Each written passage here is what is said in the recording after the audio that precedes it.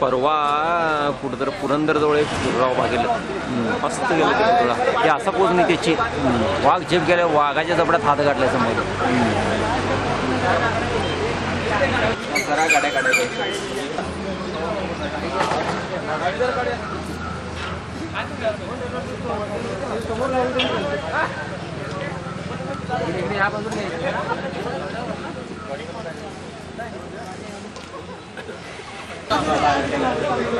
गेटला थांब अजून इथं निघाय नाही आम्ही अजून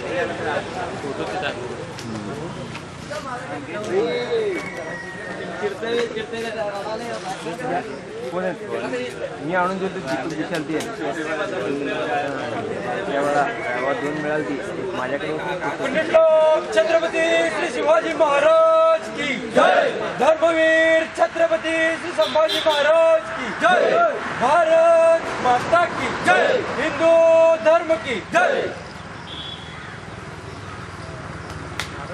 हे वैभव सरळ कर जरा ढकला.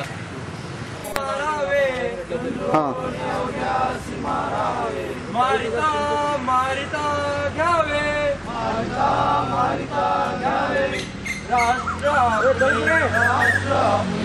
देशद्रोही जितके कुत्ते मारो निघालावे परिते देवदास पावती फते यदर्ती संशयो नाही देव मस्तकी धरावा अवावा की बुडवावा धर्म संस्थापनेसाठी पुण्यश्लोक छत्रपती श्री शिवाजी महाराज की जय. धर्मवीर छत्रपती श्री संभाजी महाराज की जय. भारत माता की जय. हिंदू धर्म की जय.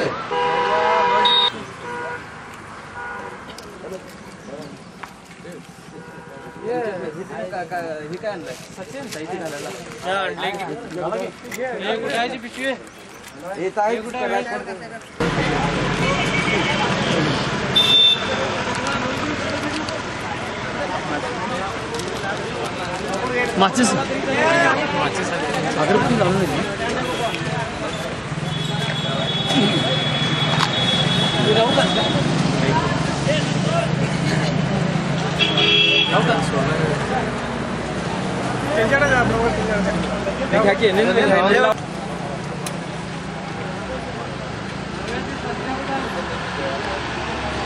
धर्मवीर छत्रपती श्री संभाजी महाराज की जय.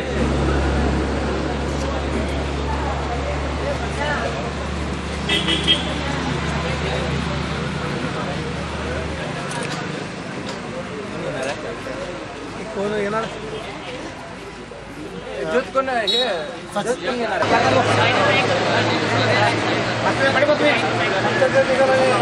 ओ बिल्डर एकच मिनिट ना बिल्डर शर्मा करायचा ही अशी लांब रांग तयार करा काय आणि ही ज्योत पुढे घ्या काय आणि एकाच्या पाठीमध्ये एक खोदेत आणि मग काढा आणि एकटा कोणतरी करा.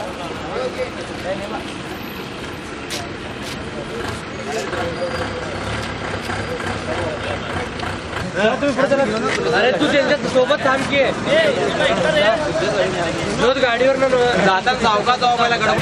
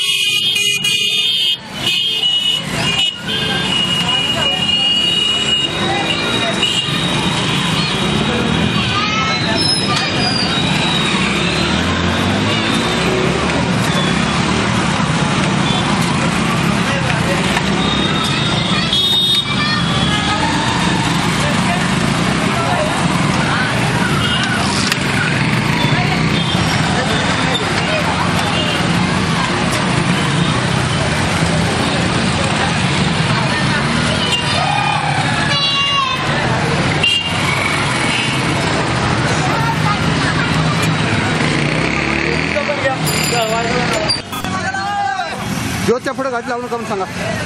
ज्योतच्या पुढे गाडी लावून करून सांग. ज्योतच्या पुढे गाडी लावायचं होतं. ज्योतच्या पुढे गाडी लावून करून सांग.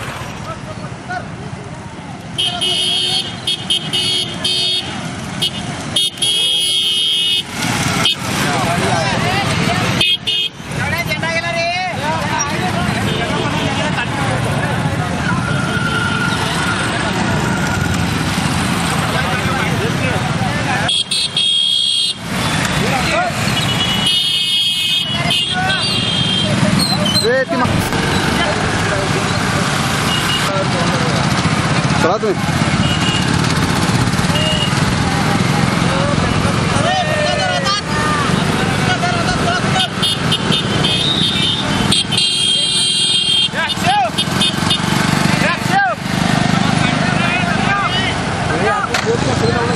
ज्योतच्या पुढे येऊ नका.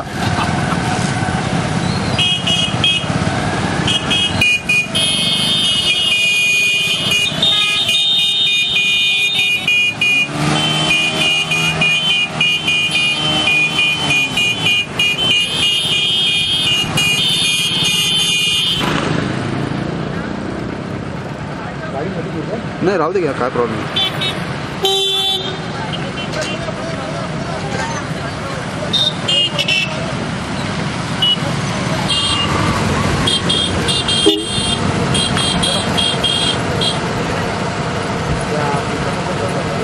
हां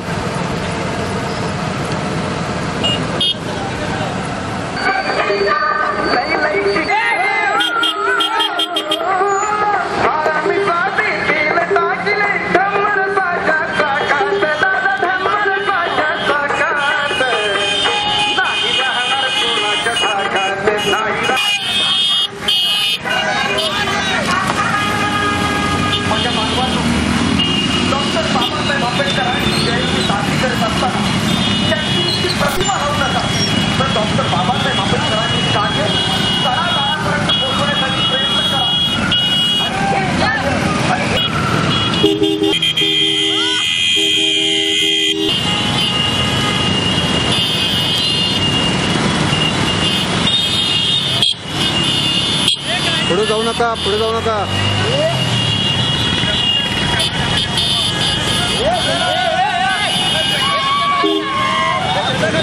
दारूचं फुल आहे दारू.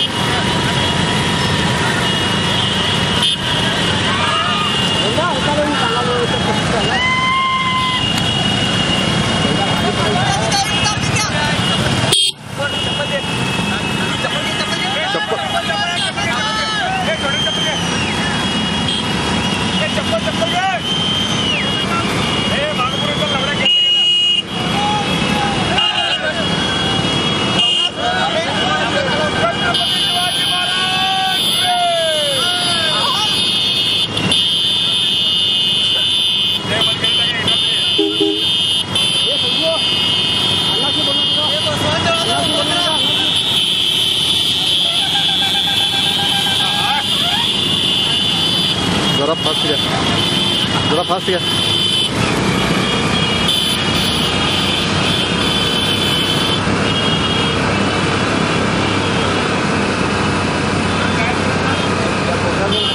नाही जाऊ दे पुढं. ती जे सोडणार आहे तो ती रस्ता सोडत नाही.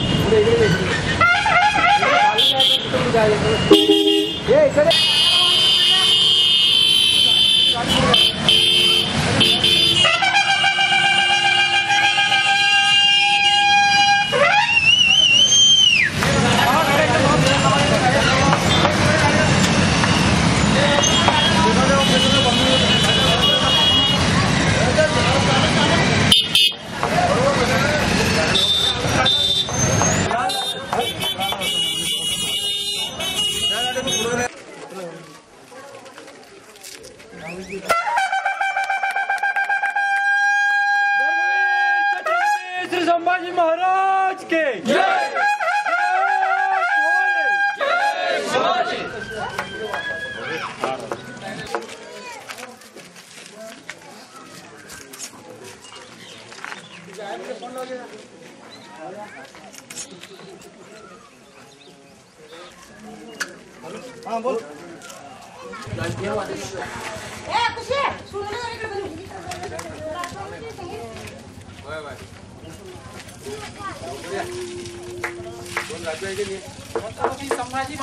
हिंदू धर्म के जय. जय भवानी.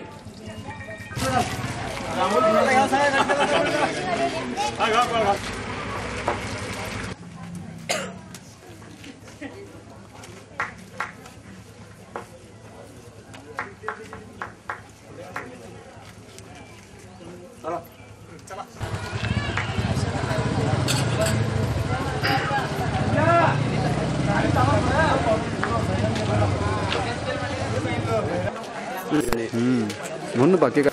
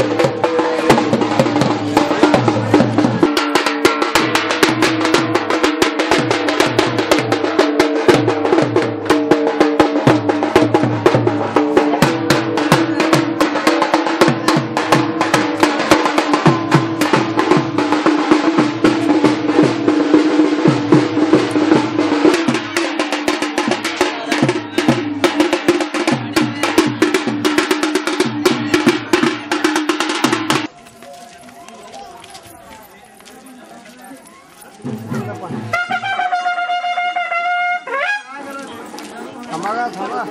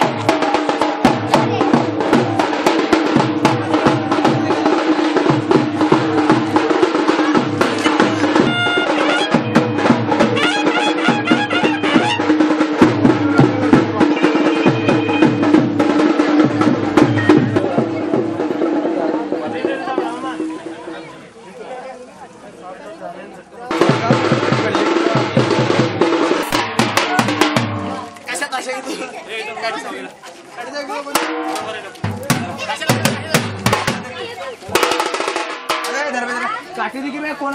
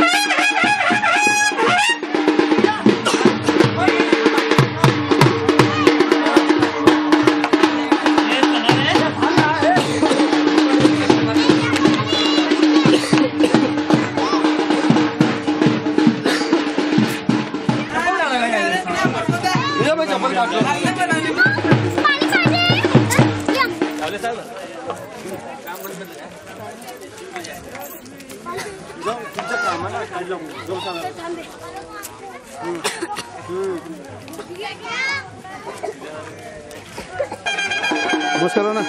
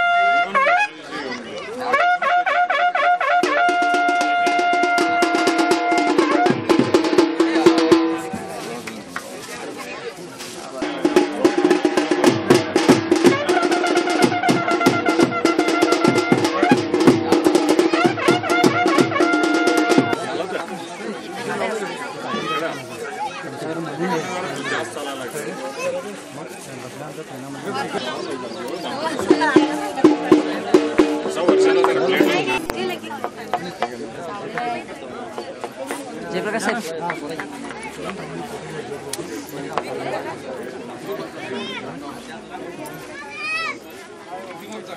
संतोष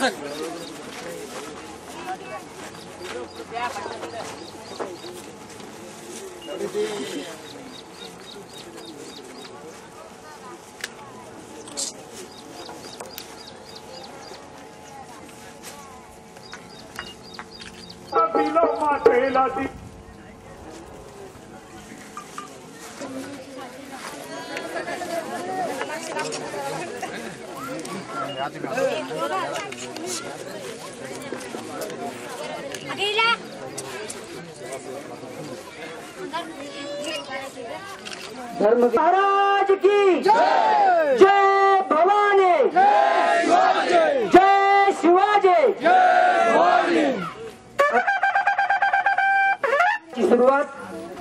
प्रेरणा मंत्रानं होईल. मी श्रीयुत वैभव झुंजावे झुंजोन अवघ्यासी मारावे मारिता मारिता घ्यावे राज्य पुले देशद्रोही तितके कुत्ते मारो निघालावे परते देवदास पावती पत्ते यदरती देव मस्तकी धरावा अवगाल कल्लोळ करावा मुलुक घडवावा की बुडवावा धर्म संस्थापनेसाठी पुण्यश्लोक छत्रपती शिवाजी महाराज की जय. धर्मवीर छत्रपती श्री संभाजी महाराज की जय. ज्योती बसवेश्वर महाराज की जय. भारत माता की जय. हिंदू धर्म की जय. भगवा ध्वज की जय. उपस्थित माननीय राजेंद्रनाथ पाटील, चेअरमन संगम शुगर्स, माननीय अमरनाथ नलवडे, माजी नगराध्यक्ष व विद्यमान नगरसेवक संकेश्वर, माननीय बंडोन्ना हातनोरी, श्री दीपक भिसे, नगरसेवक संकेश्वर, समीर पाटील, जयप्रकाश सावंत, आनंद शेंडे वल्लभगड, अभिजित कुरणकर, युवा उद्योजक संकेश्वर, नागेश चौगले, मनसे तालुका प्रमुख गडिंग्लज, महादेव डावरे संकेश्वर, अनंत भोसले, ग्रामपंचायत अध्यक्ष वल्लभगड, पीडी माने संकेश्वर, श्याम यादव संकेश्वर, गजानन साळुंखे, प्रभाकर मानमोडे, रवी शेलार, संदीप दवडते व मंडळाचे सर्व कार्यकर्ते व वल्लभगड ग्रामस्थ या सर्वांचं परत एकदा मी हार्दिक स्वागत करतो. धर्मवीर संभाजी महाराज की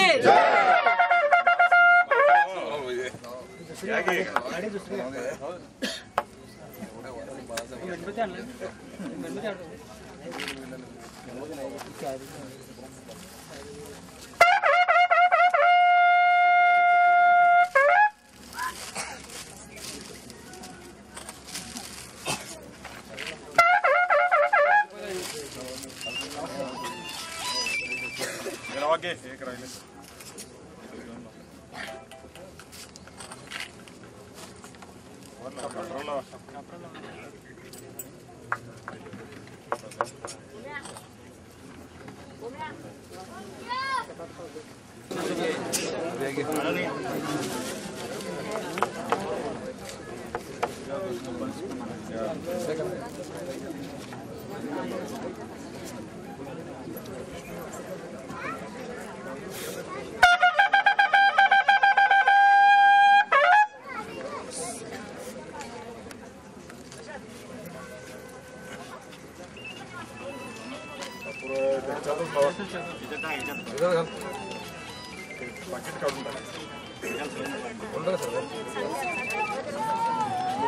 ಲೈಟ್ ಕೊಡೋದು ಹೆಂಗೆ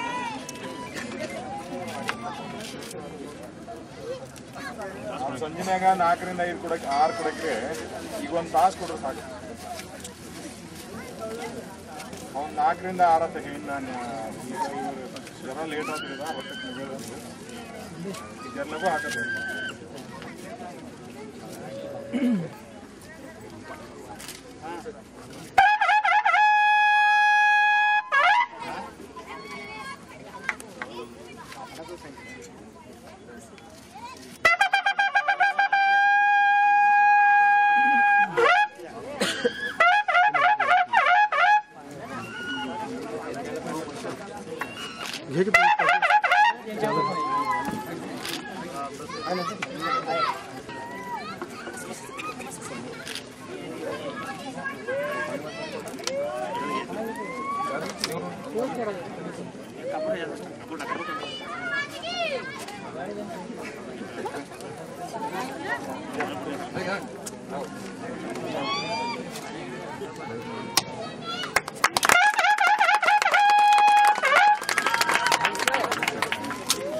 धर्मवीर छत्रपती श्री संभाजी महाराज की जय. जय भवानी जय शिवाजी.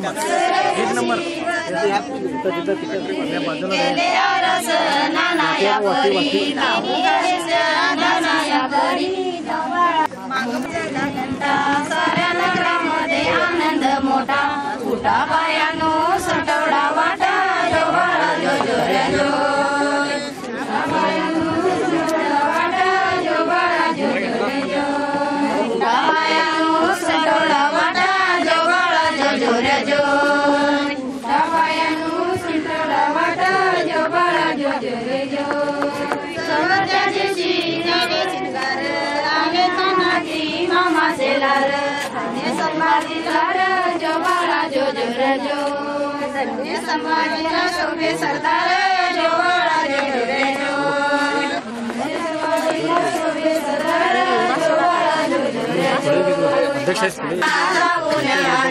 जय प्राप्ती राजाला दिली जो बाळा जो जो रे जो जय प्राप्ती राजाला दिली जो बाळा जो जो रे जो जय प्राप्ती राजाला दिली जो बाळा जो जो रे जो जय प्राप्ती राजाला दिली जो बाळा जो जो रे जो धर्मवीर छत्रपती श्री संभाजी महाराज की जय. जय भवानी जय शिवाजी. जय भवानी जय शिवाजी. कार्यक्रमास सुरुवात होईल.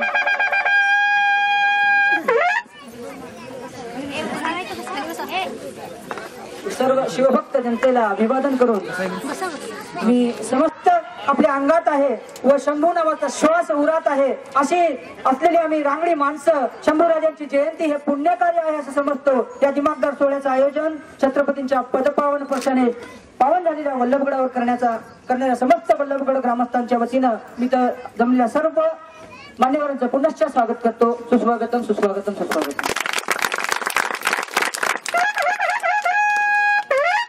खरं सांगायचं झालं तर मी स्वतःला इथं थोडस वाईटही वाटतंय कारण छत्रपती संभाजी सिंहाची छाती असलेला बलाढ्य सम्राट इतिहासकारांनी चुकीचा रंगवलाय. ज्याने आपल्या बालवयातच 14 भाषांवर प्रभुत्व मिळवलं, संस्कृत भाषेमध्ये उल्लेखनीय असे ग्रंथाची रचना केली व जगाच्या इतिहासात कमीत कमी वेळेमध्ये जास्तीत जास्त लढाया लढण्याचा विक्रम ज्याच्या नावावर आहे असा विक्रमादित्य संभाजी राजा. आणि म्हणूनच या संभाजी राजांचं कार्य व त्यांच्या कर्तृत्वावर या प्रबोधनाची गरज आहे. मग व मी या आज कार्यक्रमाच्या माध्यमातून आयोजकांना व या येथील मान्यवरांना विनंती करतो की या पुण्यकार्यात या सर्वांनी पुढाकार घ्यावा. असा हा प्रेरणादायी इतिहास प्रत्येक देशभक्त हिंदूने अभ्यासला पाहिजे. छत्रपती संभाजी म्हणजे युवकांना एक स्फूर्ती देणारी व्यक्ती म्हणून मनाने तात असलेले मराठे कणखर मराठे आता कुठेतरी लाचार होत आहेत. ज्यांचे झेंडे अटके पार गेले, ज्यांच्या तलवारीने दिल्लीच्या तख्ताला आव्हान दिलं, त्या मराठा समाजाला आज आरक्षणासारखी लाचारी यावी यासारखं दुर्दैव आज या इथं ठिकाणी मांडावं लागतंय. मनगटात ताकद व मनात शिवभक्ती असल्यावर मग कशाचीही गरज असणार नाही असं म्हटलं तर वावगं ठरणार नाही. बोला छत्रपती शिवाजी महाराज की जय. छत्रपती संभाजी महाराज की जय. जय भवानी जय शिवाजी. जय शिवाजी जय भवानी. यांना प्रास्ताविक करण्याची विनंती करतो. मी हार्दिक अभिनंदन व त्यांना शतशः धन्यवाद व्यक्त करतो की आज त्याने सर्व ग्रामस्थांनी व युवक मंडळाने एकत्र येऊन इथं धर्मवीर संभाजी राजांची पहिल्यांदाच जयंतीला सुरुवात केली. त्याबद्दल मी त्या सर्व ग्रामस्थ मंडळींना व युवक मंडळींना व व्यासपीठावरील नेते मंडळींना व त्यांच्या आदर्श स्फूर्तिस्थान असलेले राजेंद्र पाटील अमरांना, बंधूंना, जयांना, माधुरावे, दीपक बिशे, अभिजित कुरुलकर व चौगले सर तसेच उपस्थित सर्व मान्यवरांना मी मानाचा मुद्रा व्यक्त करून या वल्लभगड इतिहासाबद्दल जी मला माहिती आहे त्याबद्दल मी त्याला उजाळा देण्याचा प्रयत्न करते. त्यात मला थोडी अपुरी माहिती जेवढी माहिती मला मिळाली आहे, श्री संभाजीराजे यांच्या चरणी वंदन करून व त्यांना मानाचा मुद्रा सर्व संकेश्वरवासी व ग्रामवासी यांच्या वतीनं व्यक्त करून या वल्लभगड इतिहासाबद्दल थोडा मी उजाळा देत आहे. हा वल्लभगडाचा इतिहास सर्वप्रथम शिवाजी महाराजांनी हा किल्ला बांधला असं इंटरनेटवर इंग्लिशमध्ये उपलब्ध आहे.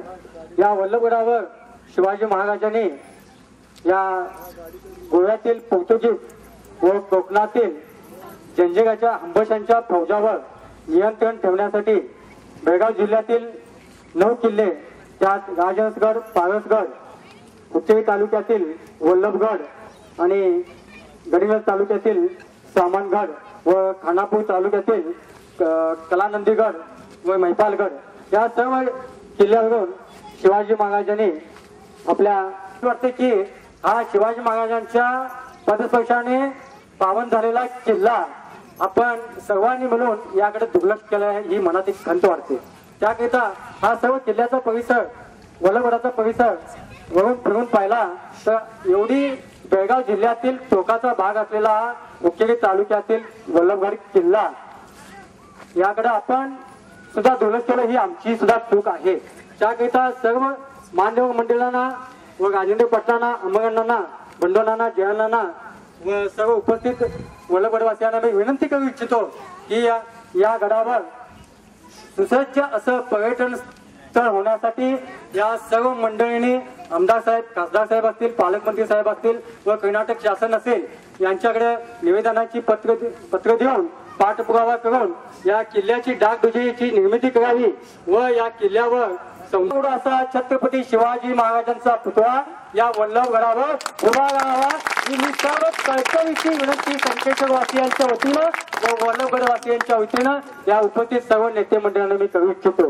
त्याकरिता त्यांनी पाठपुरावा करावा आणि या कार्यास त्यांनी हातभार लावावा. कारण शेजारील महाराष्ट्र शासनानं सामानगड आहे जो वल्लभगड इतका सुद्धा उच्च आणि त्याला महत्व नसून सुद्धा त्यांनी महाराष्ट्र शासनानं सामानगडाचं पर्यटन स्थळ म्हणून घोषित केलं आणि आज ते सर्व लोकांना असं परिचित झालेले आहे की गडीचा परिसर असून सुद्धा आपण त्याचा उपभोग घेत नाही. त्याकरिता सर्व ग्रामस्थांनी सुद्धा त्याला मदत केली पाहिजे. ज्यांच्या इथं जागा असतील त्यांनी सुद्धा ग्रामपंचायतीला सहकार्य केलं पाहिजे, राजेंद्रांना सहकार्य केलं पाहिजे. सर्वांना इथं सहकार्य करून या वल्लभगडावरती सुशोभित असं पर्यटन स्थळ निर्माण व्हावं आणि या वल्लभगडावर छाते उपस्थित मान्यवरांना देण्यात येईल व तसंच वरील जी बोला श्री छत्रपती शिवाजी महाराज की जय भवानी. व नजीकच्या काळात या वल्लभगडाला पुनश्च गतवैभव प्राप्त होईल अशी मी आशा व्यक्त करतो. यानंतर व्यासपीठावरील मान्यवरांचा पुष्पगुच्छ अर्पणाचा कार्यक्रम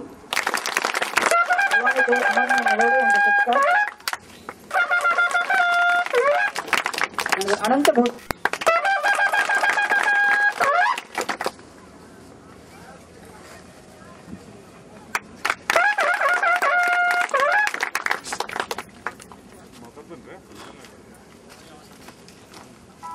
श्री समीर पाटील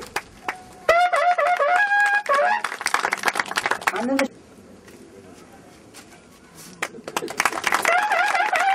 भिसे यांचा सत्कार करावा.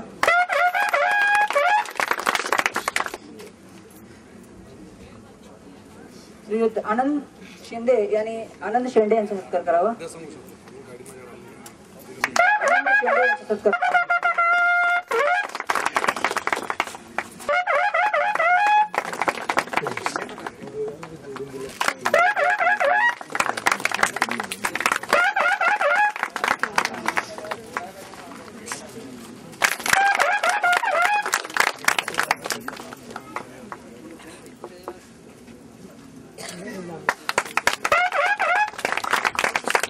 ज्यांच्या सोहळ्यासाठी आपण एकत्र आलेलो आहोत ते धर्मवीर शंभूराजे स्थळ म्हणून उभा केलं, राहिलात मला बोलवलं आणि खरोखर ह्या कार्यक्रमाला हाडामासाचेच कार्यकर्ते उभा राहतात. तुमच्या मंडळाच्या वतीनं, वल्लभगड ग्रामस्थाच्या वतीनं रामदेवजीच्या चरणी वंदन करून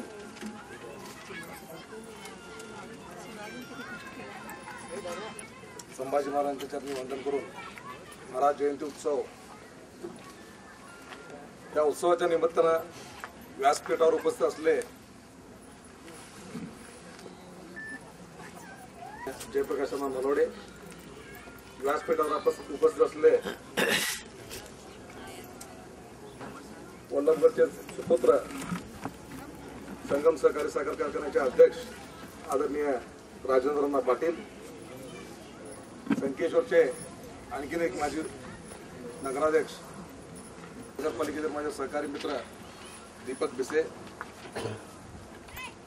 मनसेचे नागेश चौगले, आजच्या कार्यक्रम आज आहे कारण का तर आजची ही तारीख 14 मे 2014 ही वल्लभगडच्या इतिहासात अजरामर राहणार आहे. मित्रांनो, संभाजी महाराजांचं तिथं एक प्रतिमा पण आम्ही लावलेली आहे आणि त्या प्रतिमेच्या बाजूला जो परिसर जो ते नाव अगदी आनंदाने मी सांगू इच्छितो की मी ज्यावेळी संकेश्वर नगरीचा नगराध्यक्ष होतो त्यावेळी माझे काका सुद्धा त्यावेळी तिथे नगरसेवक होते, बरेचसे इथं उपस्थित असलेले मंडळी सुद्धा तिथे नगरसेवक होते. आम्ही सर्वांनीच मिळून त्या एका उद्यानवनाला संभाजी महाराजांचं नाव दिलं, त्यासाठी मला सुद्धा फार अभिमान वाटतोय. वल्लभगड किल्ल्याच्या त्या इतिहासाला पुन्हा एकदा एक ऊर्जित अवस्था प्राप्त करून देण्याच्या दृष्टिकोनातून आपण बरेच दिवस मग ते वल्लभगड पोर्टल आणि तो इतिहास कुठंतरी असाच आज जर ह्या परिसराची अवस्था बघितली तर खऱ्या अर्थानंच आमदारांच्या माध्यमातून असू दे किंवा खासदारांच्या माध्यमातून असू दे किंवा शासनाच्या माध्यमातून असू दे ह्या किल्ल्याला छत्रपती शिवाजी महाराजांच्या या किल्ल्याच्या परिसरामध्ये आज आम्ही छत्रपती संभाजीराजांचे जन्म उत्सव साजरा करत आहे. या व्यासपीठावर असलेले त्याग करून लढणारे नेते आज गरजेचं आहे. आता जय सावंतने सांगितले सुधारणा करायला पाहिजे, त्यासाठी आमच्या गावातल्या मंडळीने सुद्धा आम्ही विचार केलेला आहे. पण इथं काय हे वैयक्तिक आस्ती असल्या कारण मीटिंग घेतले. इथं वैयक्तिक काय घरं किंवा आस्ती आहेत त्यांनी जर स्वमनानं तुम्ही लिहून दिला तर निश्चितच हे विकास आम्ही करू. त्यासाठी सर्वांचा सहकार यामध्ये दाखला काढूया, बघूया, त्यांना सगळं बोलून त्यांच्याकडनं जरा न बोलता या कार्यक्रमामध्ये बोलून 2 शब्द बोलायला संधी दिल्याबद्दल सर्व संयोजकांचं मनपूर्वक आभार मानून पुढच्या काळामध्ये ह्याहीपेक्षा चांगलं आचरण आम्ही ह्या जागी करूया आणि इतिहासाच्या या आजच्या बघून जर आम्ही पाऊल ठेवलं तर निश्चितच भारत देशाला त्याचं चांगलं दिवस येतील. जगामध्ये या देशाचा काय इतिहास आणि संस्कार सुधाकर माने त्यांना आभार प्रदर्शन करावं अशी विनंती करतो. आमच्या या वल्लभगड ग्रामस्थांच्या वतीनं त्यांचं मी आभार मानतो. यानंतर आमच्या गावचे लाडके नेते राजेंद्र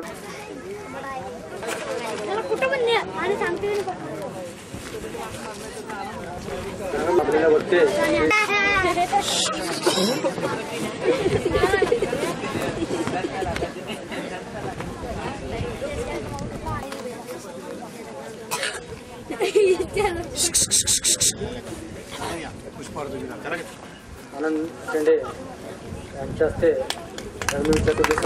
पुढले श्लोक छत्रपती श्री शिवाजी महाराज की जय. जय भवानी. छत्रपती श्री संभाजी महाराज की जय. भारत माता की जय.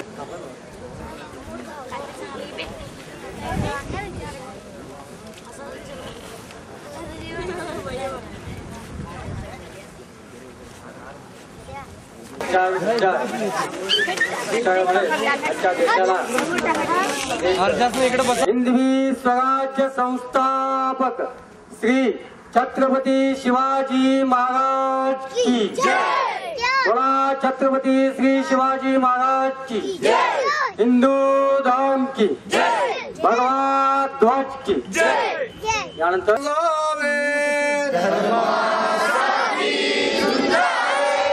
झुंजोनी अवघ्यासी मारावे, मारिता मारिता घ्यावे,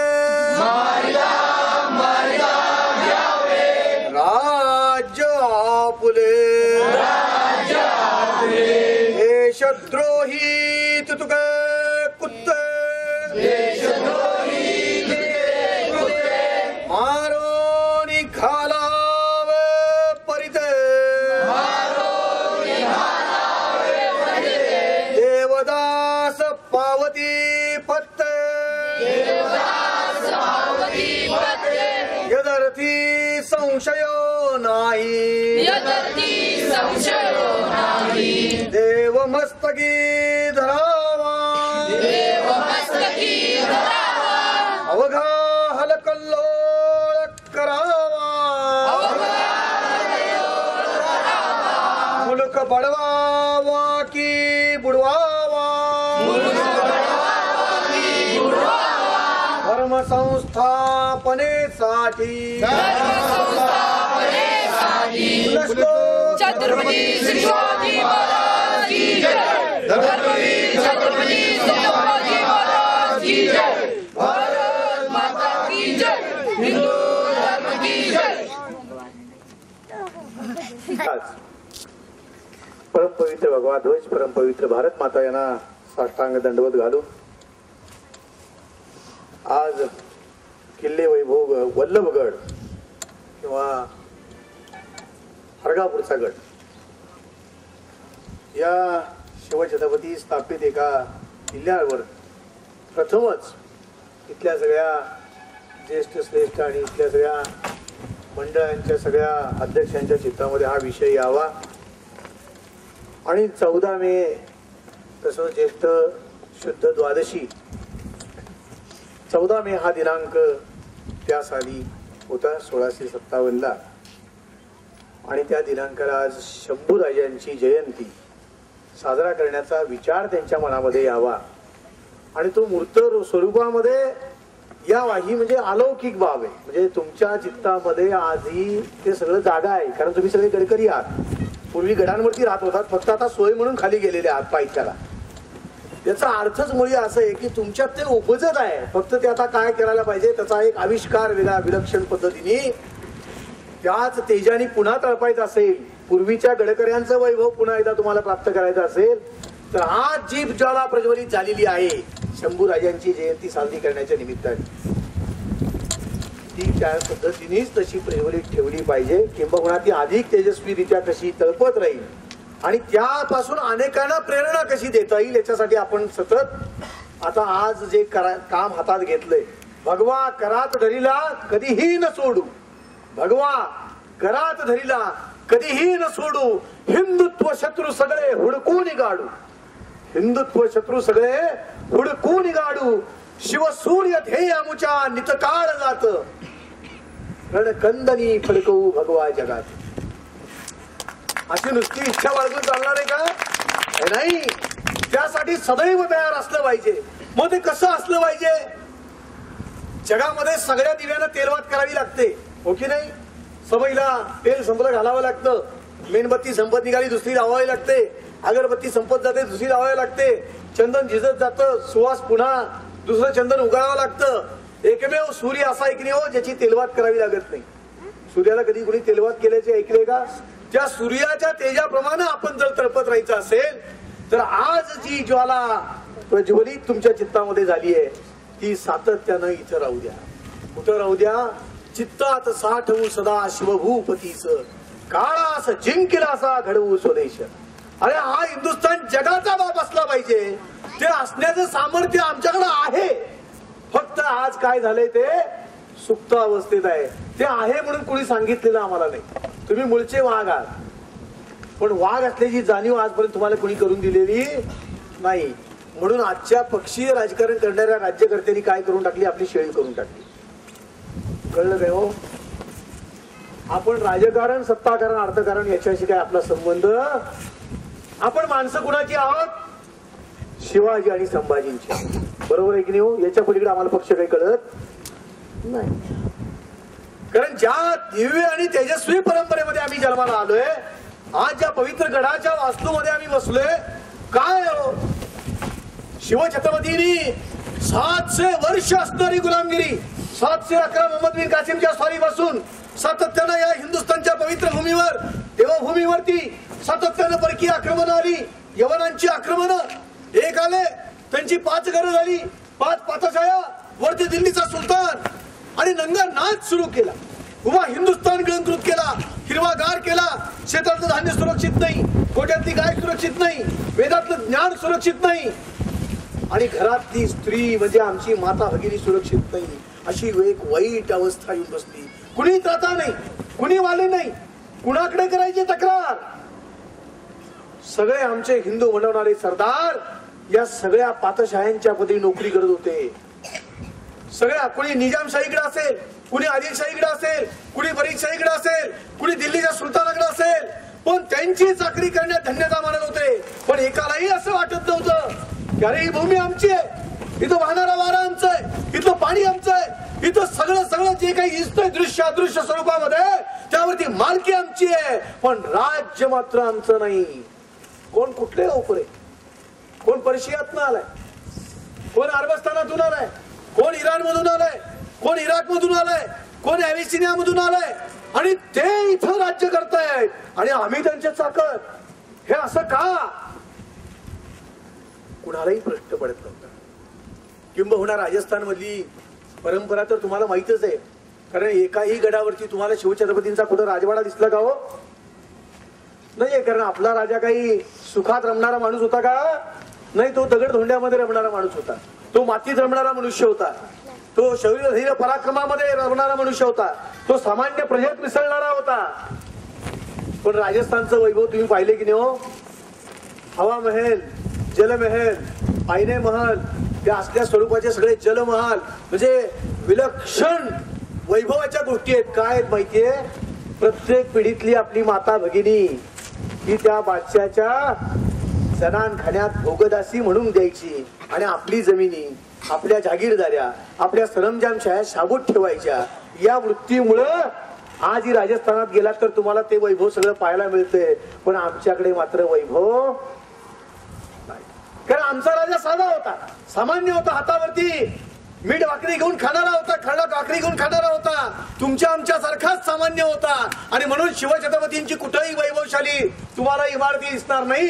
कुठले गडकोट किल्ल्यांवरती तुम्हाला असल्या कधी इमारती किंवा अशा पद्धती वैभव तुम्हाला कुठे दिसणार नाही. कारण आमचा राजा सामान्य होता. आणि त्याच्याही पुढे जाऊन सांगतो की इंग्रजांनी बरोबर ओळखलं हे की ह्या मराठ्यांना प्रेरणा कुठून मिळते? दगडातून मिळते, मातीतून मिळते, कशातूनही यांना प्रेरणा मिळते. आणि मग हे 360 गडकोट जे आहेत, ज्यांच्या आधाराने शिवछत्रपतींनी हिंदवी स्वराज्य मिळवलं, राखलं, संरक्षण केलं, ते 360 गडकोट सुद्धा यांना प्रेरणा देत आहेत. आणि म्हणून जो जो गड त्यांनी घेतला त्याचं पहिलं जर काही काम केलं असेल तर तोफा लावून गड उद्ध्वस्त केले. का? तर आमची प्रेरणास्थानं नष्ट झाली पाहिजेत, हा जाणीवपूर्वक उद्देश त्यांनी द्यावा. आणि मग एकमेव शिवछत्रपती आहेत बघा की जगाच्या पाठीवरती असं कुणालाही वाटलं नाही राजे सगळे हिंदू होते की नाही. मग ते भले त्यांच्या गुलामगिरीत आदिलशाहीकडे असोत, बरीदशाहीकडे असोत, निजामशाहीकडे असोत, त्यांचे सरदार म्हणून घेण्यात धन्यता मानत होते. पण एकाला तरी असं वाटलं का भगवा झेंडा धोक्यात आहे, भगव्या झेंड्याचं राज्य का नाही? काय या 12 इमामांच्या झेंड्यासाठी आम्ही लढतोय? का आम्ही आमचं रक्त खर्च करतोय? का आमच्या माता भगिनी विधवा होत आहेत? का आमची मुलं बाळं अनाथ होतोय? असा प्रश्न कुणाला पडला का? कुणालाही पडला नाही. पडला तो एकमेव शिवछत्रपतींना, त्यांच्या वडिलांना, त्यांच्या आऊसाहेबांना, त्यांच्या या त्या 2 पिढ्यांना. पहिली जी पिढी आहे ती बाबाजी पाटलांची, त्यांना पडला इथं आमचं राज्य असलं पाहिजे. तो विचार पुढच्या पिढीत जास्त प्रत्कर्षाने आला. बालोजी राजा आणि विठोजी राजा याच्यामध्ये त्यांनी स्वतंत्र पागा बाळगायला सुरुवात केली, स्वतंत्र माणसं भरती करायला सुरुवात केली, शूर काटक मावळ्यांची भरती सुरू केली. स्वतःचं राज्य असलं पाहिजे, ते मिळवलं पाहिजे, ताकदीने मिळवलं पाहिजे असं वाटायला लागलं. त्याच्या पुढचा आविष्कार जो मोठा प्रगट झाला तो यांच्या आजोबांच्या रूपाने म्हणजे शहाजी महाराजांच्या रूपाने प्रगट झाला. आज आमचे इथे एक मित्र आले, त्यांनी ती शंभू वंदना इथं आणली. त्याच्यामध्ये लिहिलंय की कोण आहे हिंदवी स्वराज्य संस्थापक जरी शिवछत्रपती असले तर खऱ्या अर्थानं हिंदवी स्वराज्य संकल्पक कोण आहे? शहाजी छत्रपती आहे, शहाजी महाराज आहे. कारण शहाजी महाराजांनी आपल्या आयुष्यामध्ये 3 वेळा असा प्रयोग केला प्रत्यक्ष हिंदवी स्वराज्य स्थापण्याचा. पण दुर्दैवाने आपल्या लोकांनी त्यांना साथ दिली. कारण स्वत्व काय, स्वातंत्र्य काय, स्वराज्य काय, स्वराष्ट्र काय, स्वधर्म काय, अहो हे शब्दच नाहीसे झालेले होते, या प्रेरणा नाहीशा झालेल्या होत्या. समाज श्वान सुकरासारखं म्हणजे कुत्र्यासारखं जगत होता. कुणीही हाड म्हटलं टाकलेल्या तुकड्याचे धनी आम्ही, अशा पद्धतीचा समाज. त्या समाजामध्ये प्रेरणा निर्माण करणं एवढं सोपं होतं का? पण शहाजी महाराजांनी तो करण्याचा प्रयत्न केला. 3 वेळा स्वबळावरती हिंदूंची सत्ता भव्य एजेंडाचं राज्य उभा करण्याचा प्रयत्न केला. आणि हे ओळखलं कुणी? या सह्याद्रीच्या गडकोटामध्ये हे शहाजी नावाचं जर रसायन राहिलं तर उद्या दिल्लीच्या सत्तेला सुद्धा चूट लागल्याशिवाय आपल्या राहणार नाही. हे शहाजहान बादशाहनं ओळखलं आणि म्हणून त्याने इथल्याही 5 पातशाह्यांना पत्र लिहून कळवलं की जर शहाणे असाल तर ताबडतोब शहाजीचा आणि सह्याद्रीचा संबंध संपवा. कळलं काय हो? कारण शहाजी महाराज आज ना उद्या आपल्याला जर जाणार आहेत हे त्यांना कळलं होतं आणि म्हणून त्यांनी शहाजींचा संबंध संपवला सह्याद्रीचा. पण जाता जाता शहाजी महाराजांनी एक लोक चालवलं. पहिली 4 बाळं त्यांच्या हाताच्या आणि मांडीच्या पाळण्यावरून काळाने उचलून नेली होती. 5वे आहेत संभाजीराजे. शिवछत्रपतींच्या थोरल्या बंधूचं नाव सुद्धा काय आहे? संभाजी महाराज आहे. ते शहाजीराजांच्या बरोबर असायचे. आणि मग हे सगळं बघितलं, कुणी वाली नाही, कुणी त्राता नाही. आणि मग आई तुळजाभवानीला सांगायला सुरुवात केली की आई आपण सगळेजण देवालाकडे जातो, पण देवाकडे काय मागतो? सगळं स्वतःसाठी मागतो गेले हो. सुखी ठेव, बुद्धी दे आणि काय दे, घर व्यवसाय वाढू दे, शेतीवाडी वाढू दे, गुरंढोरं वाढू दे. शिवछत्रपती संभाजी महाराज पुण्यश्लोक आऊसाहेब, जिजाऊसाहेब आणि भगव्या झेंड्याचं राज्य असलं पाहिजे. भगवान रामकृष्णापासून चालत आलेल्या रथावरती कोणाचा रथ आहे? त्या रथावरती झेंडा कोणता आहे? भगवा झेंडा आहे. तोच आमचा राष्ट्रध्वज. त्याचंच राज्य असलं पाहिजे. आणि असं म्हणून उठला मनुष्य केवळ शिवछत्रपती. आऊसाहेबांनी संस्कार केले. मुळात मागतानाच तो मुलगा असा मागितला होता त्या आई तुळजाभवानीला की आई तू मला असा एकच पुत्र दे की जो ही भूमी यवनांच्या पासून सोडवे. यवन म्हणजे कोण? म्लेंछ. म्लेंछ म्हणजे मुसलमानी सत्ता. कारण मी तुम्हाला सांगितलं शेतातलं धान्य कापणीला आलं की कापून नेलं जात होतं. गोठ्यातल्या गायी धष्टपुष्ट होत्या. आमच्या गोठ्यातल्या गायीवरती नजर पडली की त्या पातशाह्यांच्या सरदारांच्या पोटातली आग भडकत जायची आणि दावणीच्या गायी तोडून नेल्या जायच्या त्यांच्या पोटातली आग शमवण्याकरता. शेतातलं धान्य सुगीला आलं, कष्ट करून माती रक्ताचं पाणी करून धान्य पिकवायचं. पीक कापणीला आलं की सरदारांच्या टोळधाडी यायच्या आणि पीक कापून नेलं जायचं. वेदातलं ज्ञान सुरक्षित नव्हतं, गोठ्यातली गाय सुरक्षित नव्हती, शेतातलं धान्य सुरक्षित नव्हतं. आणि कुठल्याही आमच्या माता भगिनींच्यावरती नजर पडली की यांच्या पोटातली वासना उफाळून यायची आणि आमच्या माता भगिनी पळवून नेल्या जायच्या. कशासाठी? तर त्यांच्या वासना भागवण्यासाठी. काही सुरक्षित नव्हतं. श्वान सुखरासारखं जगणं चालू होतं. आणि अशा वेळी त्या जिजाऊला सांगावं लागलं आई तू मला असा एकच पुत्र आता दे जो ही भूमी यवनांच्या पासून सोडवेल. शेतातलं सुगीला आलेलं धान्य कापणारे हात, माता भगिनींच्या पदराला जाणारे हात, गायींच्या दावणीला जाणारे हात, जाग्यावर कलम करेल असा एकच पुत्र तू माझ्या पोटी दे. स्वतःसाठी मागितलेलं नसल्यामुळे आईला सुद्धा ऐकावं लागलं. कारण आई सुद्धा कंटाळली होती आता या राक्षसांना. तुमच्या आमच्या सगळ्या भारतवर्षाची आई तुळजाभवानी, कुठली आपली देवी माता बघा, तिच्या 8 हातांमध्ये शस्त्र आहेत. आपले सगळे देव शस्त्रधारी आहेत माहिती आहे तुम्हाला. मग या शस्त्रांचा अर्थ काय? कधी अभ्यासले आपण? नाही. फक्त नारळ फोडले, कपाळावरती गंध लिहिला, आरत्या केल्या, असेल महाप्रसाद चालू तर प्रसादाचा आनंद घेतला आणि गड उतरला. कळलं? याच्या पुढे यात्रा केल्या कधी? त्या देवतांच्या हातामध्ये असणाऱ्या शस्त्रांचा नेमका अर्थ, अन्वय अर्थ काय आहे? का बरं आमच्या सगळ्या देवतांच्या हातामध्ये शस्त्र आहेत? याचा अर्थ आमची परंपराच मुळी शौर्य धैर्य पराक्रमाची आहे. असा कधी विचार केला का हो? मग आज घरातलं पोरगं हातात शस्त्र घेऊन काही दांडपट्टा लेझिम खेळण्याऐवजी ते काय खेळतंय? कुठल्या गाण्याच्या तालावरती नाचते याचा विचार कधी केला काय? किंवा स्पर्श केला काय? शिवला काय मनाला हो? का नाही असा केला? का ती छात्र परंपरा, का ती दिव्य पराक्रमाची, शौर्य धैर्याची? समोर 10 आले. आमच्या एका गीतामध्ये शब्द आहेत, मर्द आम्ही हिंदू करे. या गीतामध्ये काय शब्द आहेत? राजपूतना कधी संगरी हटे, मारुणी 10 से कमर हटा कटे. काय आहेत शब्द?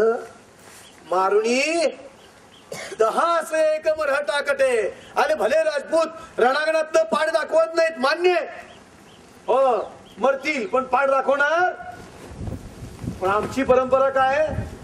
पडणार, पण पडण्याआधी किमान 10 कापल्याशिवाय पडणार माघार तर नाहीच, पण 10 लोळल्याशिवाय माघार हटणार नाही. ही अवलाद आहे आमची. 96 कोळी मगाशी कोणाच्या तरी पॅन्टीवरती होतं, मी पाहिलं. 96 कोळीचा अर्थ माहितीये ना? लक्षात घ्या, सोपं नाहीये. मराठा या शब्दाची व्याप्ती फार मोठी आहे बरं का. हा फक्त जातीवाचक ज्ञातीवाचक शब्द नाही, फार विलक्षण आहे. हे मराठा नावाचं रसायन होतं म्हणून आज हिंदुस्थान शाबूत आहे, लक्षात घ्या. आज जो दिसतोय हिंदुस्थान तुम्हाला, भारताच्या नकाशामध्ये जी काही भूमी शिल्लक आहे ती केवळ मराठ्यांची पुण्याई म्हणून शिल्लक आहे.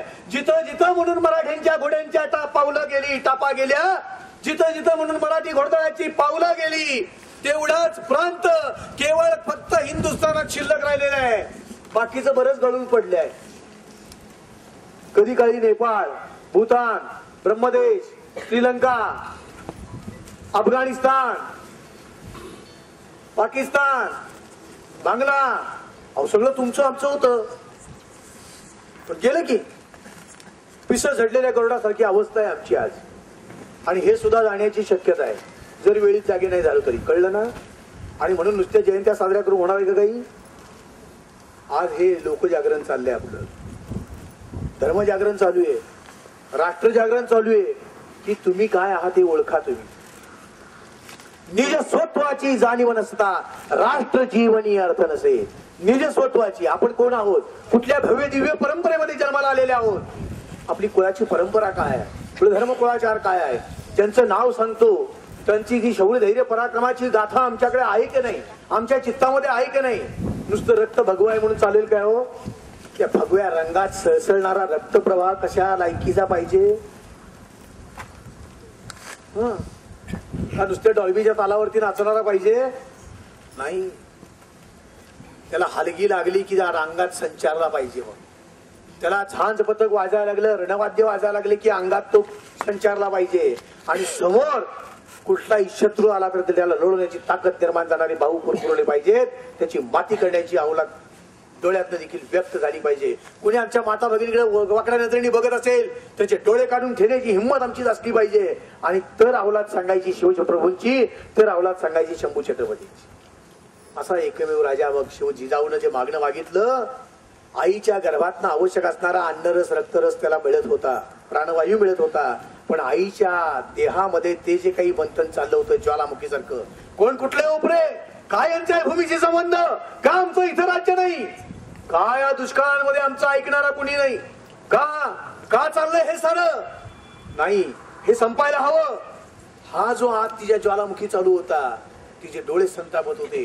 तिला 3ऱ्या महिन्याच्या असताना समजलं की आपल्या भावाला, आपल्या तिन्ही भावांना आणि आपल्या वडिलांना कापून काढलं निजामशाही. काय वाटलं असेल की या 5व्या महिन्यात असताना तिला समजलं आपली सख्खी जाऊ तिला महाबत खानाच्या एका सरदारानं गोदावरीच्या नदीच्या पात्रामधनं पळवून नेलं. काय वाटलं असेल तिला? ती झाली असेल का नाही दुर्गेसारखी क्रोधायमान, डोळे आग ओकत असतील का नाही तिचे. आणि तिच्या देहामध्ये जो मी आता तुम्हाला सांगितलं आईच्या गर्भातनं आवश्यक आहे ते मिळत होतं, पण तिच्या देहामध्ये हा जो संताप निर्माण झालेला होता, हा जो ज्वालामुखी निर्माण झालेला होता, तो त्या संतापाची आग रग धग त्या गर्भाला लागली असेल का नाही. मग तुमच्या माझ्यासारखं सामान्य बळ काही जिजाऊच्या पोटी येणार होतं का? जिजाऊच्या पोटी आला तो शिवछत्रपती. आणि मग वयाच्या 15व्या वर्षी बघा सगळं शिक्षण विलक्षण. उद्या तर छत्रपती याचा अर्थ काय? मायाभूमीच्या मातृभूमीच्या उद्ध्वस्त संसाराला पुन्हा दुरुस्त करणारा, तिच्यावरती पुन्हा एकदा तिची पुनर्प्रतिष्ठापना करून सन्मानानं तिच्यावरती छत्र चामर धरणारा छत्रपती. सोपी आहे काही संकल्पना? इथनं पुढं कधीही कुणाचं विडंबन करायचं म्हणून नाही छत्रपती लागून गेला असं कधी म्हणायचं नाही, कारण छत्रपती ही व्याख्या फार वेगळी आहे. आपण सहज म्हणायची सवय लागली, जणू काही एखादी शिवी असावी असं उच्चारतो आपण. नाहीये, आपल्यासाठी ती फार सन्मानजनक गोष्ट आहे, हे लक्षात ठेवायचं. आपण कुठेही काही पराक्रम केला की सहज म्हणून जातो आपण, आय माहिती आहेस तू काय छत्रपती असते, काय छत्रपती लागून घे. नाही, असं नाही म्हणायचं ते, कारण छत्रपती याचा अर्थच असा आहे, उद्ध्वस्त झालेला मातृभूमीचा संसार ज्यांनी पुन्हा मांडला, देवदेवतांची प्रतिष्ठापना ज्यांनी केली, गोमातेला पुन्हा तो सन्मान मिळवून दिला, घराघरातल्या माता भगिनींचं सौभाग्य तसंच शाबूत राहावं असा अखंड प्रयत्न करून पुन्हा एकदा भंगलेलं नष्ट झालेला कालायुगात 700 वर्ष अहो राज्याभिषेक कसा करायचा एखाद्या हिंदू राजाला, ही संहिता सुद्धा नष्ट झाली होती. म्हणजे ते सांगणारे ब्राह्मण सुद्धा उरले नव्हते, कारण राजाच कोणी अभिषिक्त झाला, ते सुद्धा आधी निर्माण करावं लागलं आणि मग राज्याभिषेक करावा लागला, ही अवस्था. आणि पुन्हा एकदा छत्रसिंहासन निर्माण केलं, ते शिवप्रभू आहेत. वयाच्या 15व्या वर्षी शपथ घेतली आणि सिंहासन उत्पन्न केलं, तोरणा घेऊन पहिलं तोरण बांधलं आणि मग बघा आईने सगळा आशीर्वाद देत देत हळूहळू निघाली. खूप मोठं व्याख्यान, सोपं नाहीये, सगळ्या छोट्या छोट्या गोष्टी मी सांगत तुम्हाला पुढे जाणार आहे, कारण व्याख्यानं ऐकायला सुद्धा सवय असावी लागते. दुसरी बाब संयम असावा लागतो, साधना असावी लागते, 2-2, 3-3 तास ऐकून घ्यायला सुद्धा एक प्रकारची मानसिक अवस्था आधी असावी लागते. पण आपण निश्चितपणाने शंभूंचं स्मरण करूया. आणि मग काय तो एक एक एक एक किल्ले मिळवत गेला, 12 मावळं मुक्त करत गेला आणि तोपर्यंत शिवाजी महाराज आणि सईबाई साहेबांना 3 पहिल्या मुली झालेल्या आहेत, राणूबाई, अंबिकाबाई आणि आणखीन एक 3 मुली झाल्या. आणि त्या 3 मुलींच्या नंतर प्रतीक्षा होती स्वराज्याला एक युवराज मिळण्याची. आणि अशा वेळी महाराजांच्या महाराणी साहेब सईबाई साहेबांना पुरंदरगडावरती ठेवण्यात आलेलं होतं, कारण त्यांची प्रकृती थोडी नाजूक बनलेली होती.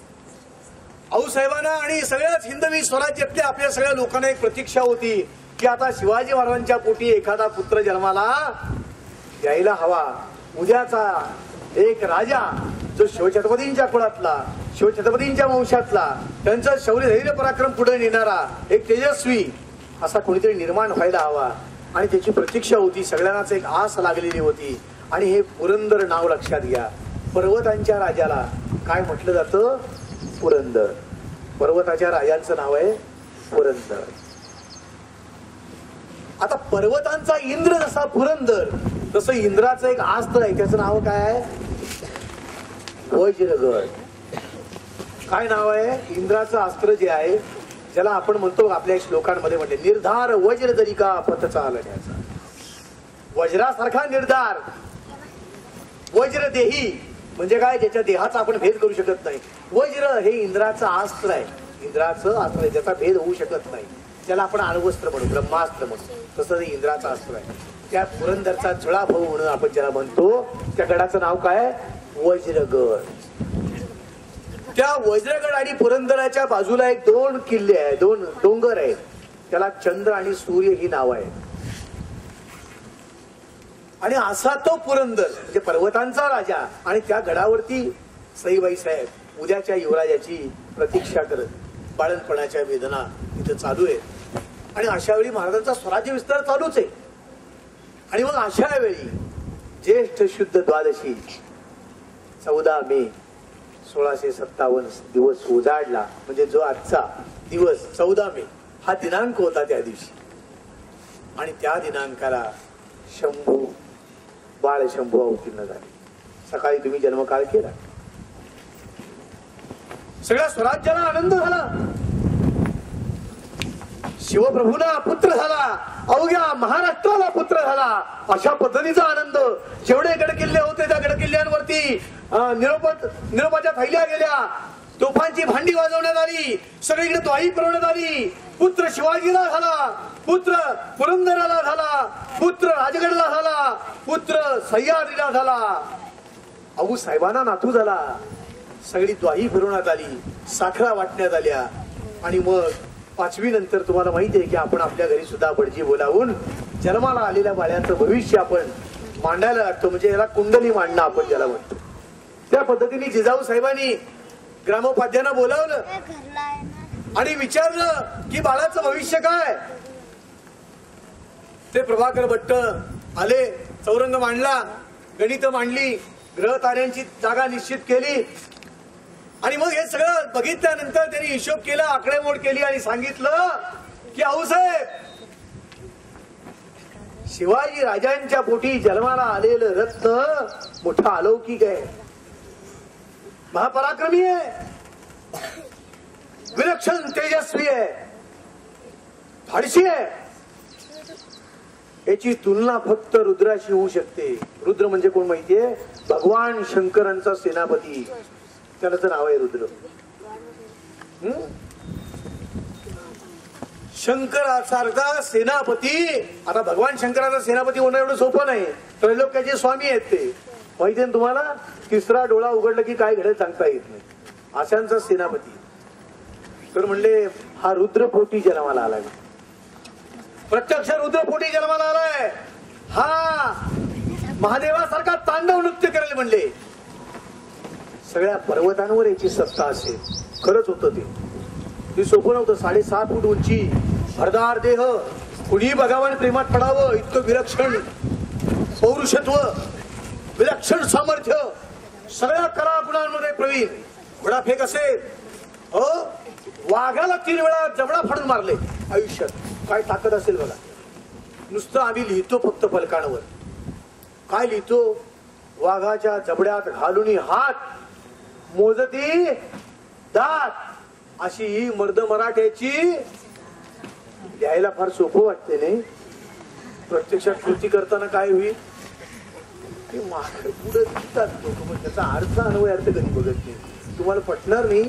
शेवटी शिवाजी महाराजांना सांगावं लागलं, शंभूबा यापुढे असं काही करू नका, आपल्या आई साहेबांचं वाहन आहे. वाघ म्हणजे सुद्धा काही साधी बाब नाही, तो तुमची ताकद आहे हे मान्य, म्हणून काही वाघाला विना हत्यार तुला जबडा फाडून मारायचं नाही, त्याच्यावर सुद्धा आपण शस्त्र उगारायचं नाही. शिकार त्याची वाघाची कधी करायची नाही, कारण आपल्या आई साहेबांचं म्हणजे तुळजा मातेचं किंवा भवानी मातेचं वाहन आहे ते. पण आपल्या आयुष्यामध्ये 3 वेळा जबडा फाडून कुठलंही हत्यार न वापरता ताकद काय असेल. वाघाबरोबर कुस्ती काय सोपं आहे का हो? आता या लोकांना कुस्ती कोणती जमते तुम्हाला माहिती. दुर्दैवाची बाब, मातीचा संबंधच संपला आमचा. आणि मग मातीचा संबंध संपला की मातृभूमीशी आपोआप सुटायला लागतो, आणि मातृभूमीशी संपला की संस्कारांची संपायला लागतो, आणि संस्काराची संपला की राख झाल्याशिवाय काही जात. हे आपण लक्षात घ्यायला. आणि मग शंभू छत्रपती जन्माला आले आणि मग सांगितलं. पण हे सगळं झाल्यानंतर प्रभाकर भट्टांनी सांगितलं की पण म्हणले रुद्र जसा आप्तगणांकडून फसला गेला तसा शंभू देखील आपल्याच लोकांच्याकडून फसला जाण्याची शक्यता आहे, हे त्यांनी सांगितलं. पण त्यावेळी त्याचं गांभीर्य काही वाटलं नव्हतं, कारण पुत्र झाला होता. आणि असं एक साधलं तर राजकारण साधावं. आणि म्हणून मिर्झा राजे जयसिंगांनी औरंगजेबाच्या 50व्या वाढदिवसाच्या निमित्ताने शिवाजी महाराजांना आग्रा भेटीचं निमंत्रण दिलं. शिवाजी महाराजांनी ठरवलं की म्हणले साधलं तर राजकारण करायला काय अडचण. म्हणले इकडच्या आदिलशाहीचा, निजामशाहीचा, बरीदशाहीचा, कुतुबशाहीचा ज्यावेळी आपण लढाया करू, ज्यावेळी यांचा हिस्सा किंवा ज्यावेळी यांच्या ताब्यात असणारी जमीन सगळी आपण घेऊ, म्हणजे आक्रमण करून त्यांचा प्रदेश ज्यावेळी जिंकू, राजकारण ठरलं होतं. पण हे जगाला काही ठाऊक होतं का? नाही. जगाला काय वाटलं, संभाजी राजे मुघलांना जाऊन मिळाले. प्रत्यक्षात ही बाब खरी आहे का? नाही. शिवाजी महाराजांचं राजकारण होतं. का होतं तर नेमके मोंगल कोण आहेत, किती क्रूर आहेत. ह्या तुमच्या हुळी, धारवाड, तिकोटा, ह्या सगळ्या लक्ष्मेश्वर आणि ह्या सगळ्या आतनी वगैरे पेठा लुटल्या. त्यावेळी संभाजी राजांनी बघितलं, गावाच्या गावा लुटून उद्ध्वस्त केली, बायका पोरांच्या सरेआम कत्तली केल्या, पुरुषांची डोकी उडवली, काही तर कापले सोडून द्या, परंतु बायका पोरांना देखील कापून काढली, गावाच्या गाव बेची राख केली, जाळून पडून लुटून उद्ध्वस्त केली. हे सगळं शंभूना सहन होणं शक्य नव्हतं, पण मुघलांचे अंतरंग काय आहे, हा मुसलमान शत्रू नेमका काय आहे, कसा आहे, त्याचे अंतरंग काय आहे, त्याची इच्छा काय, ही सगळी कळली पाहिजे. आणि म्हणून शंभू छत्रपतींना मुघलांच्या छावणीत जायला सांगितलं. काही काळ मुघलांच्या छावणीत राहिल्यानंतर, त्याने साधलेल्या राजकारणानंतर राहिल्यानंतर संभाजी महाराजांना उपरती झाली, म्हणजे शक्य झालं नाही ते. आणि मग संभाजीराजांना सुरक्षितरित्या घेऊन येण्यासाठी माघारी माणसं पाठवली आणि राजकारण बरोबर यशस्वी होऊन पन्हाळगडावरती संभाजीराजे परत आलेले आहे. आता हे राजकारण आपण सवडीने सांगूया असं शिवाजी महाराज म्हणत होते. तेवढ्यात काय झालं, प्रतापराव गुजर मृत्यू पावले बहलोल खानाशी लढताना. वेडात मराठे वीर रवळले सात. आणि या प्रतापराव गुजरांच्या म्हणजे एक केवळ त्यांना सांगितलं होतं, तू बहलोल खानाला का सोडलंस, शत्रू तो शत्रू, आई चावता प्राण जातो खचित. सापाला बघून तो विषारी का बिनविषारी म्हणून सर्प मित्र म्हणून हातात घ्यायचा का प्रत्येक सापाला, नाही. साप बघितला की पहिली प्रतिक्रिया काय असते आपली, काय असते हो, ठेचला पाहिजे, काय दिसेल ती घ्या. आई चावता प्राण जातो खचित. आई म्हणजे सर्प. आई चावता प्राण जातो खचित, तया देखता मारणे हे उचित. सापाला बघितल्यानंतर पहिलं मारणं हेच. अहो चावला चुकून तर तुम्हाला पाणी मागण्याची तरी संधी देणार आहे का हो, मग तो विषारी का बिनविषारी बघू नंतर, पण दिसलाय ना पहिला ठेचा. आई चावता प्राण जातो खचित, तया देखता मारणे हे उचित. तसे देशशत्रू टाचोनी वधावे, तसे देशशत्रू टाचोनी वधावे, तरी राष्ट्रगाडा यथोचित जावे. तर म्हणजे देशाचे जे शत्रू आहेत ते ताणून हंडले तर ठीक, नाहीतर राष्ट्राचा गाडा योग्य मार्गाने धावणार नाही. आणि म्हणून योग्य रीतीने संभाजीराजांना त्याचं आकलन झाल्यानंतर घेतलं. आणि बहलोल खानाला तू का सोडलं असा त्यावेळी प्रतापरावांना प्रश्न विचारला. आणि तो का सोडलं, तुम्ही मला दाखवायचं नाही, वास्तविक तुम्ही सरलष्कर आहात, सरसेनापती आहात, आणि सेनापतीनं शिपाईगिरी कधी करायची नसते, विवेकानं चालायचं असतं. बहलोल खान मोठा शत्रू, सोडायला नाही पाहिजे. हातात आलेला शत्रू उमराणी जवळ सोडला, वाईट वाटलं. आणि महाराज बोलल्याचं वाईट वाटल्यामुळे पुन्हा आम्हास तोंड दाखवणे. आणि या देसरीच्या खिंडीजवळ ज्यावेळी बहलोल खान आला त्यावेळी भान उरलं नाही प्रतापरावांना.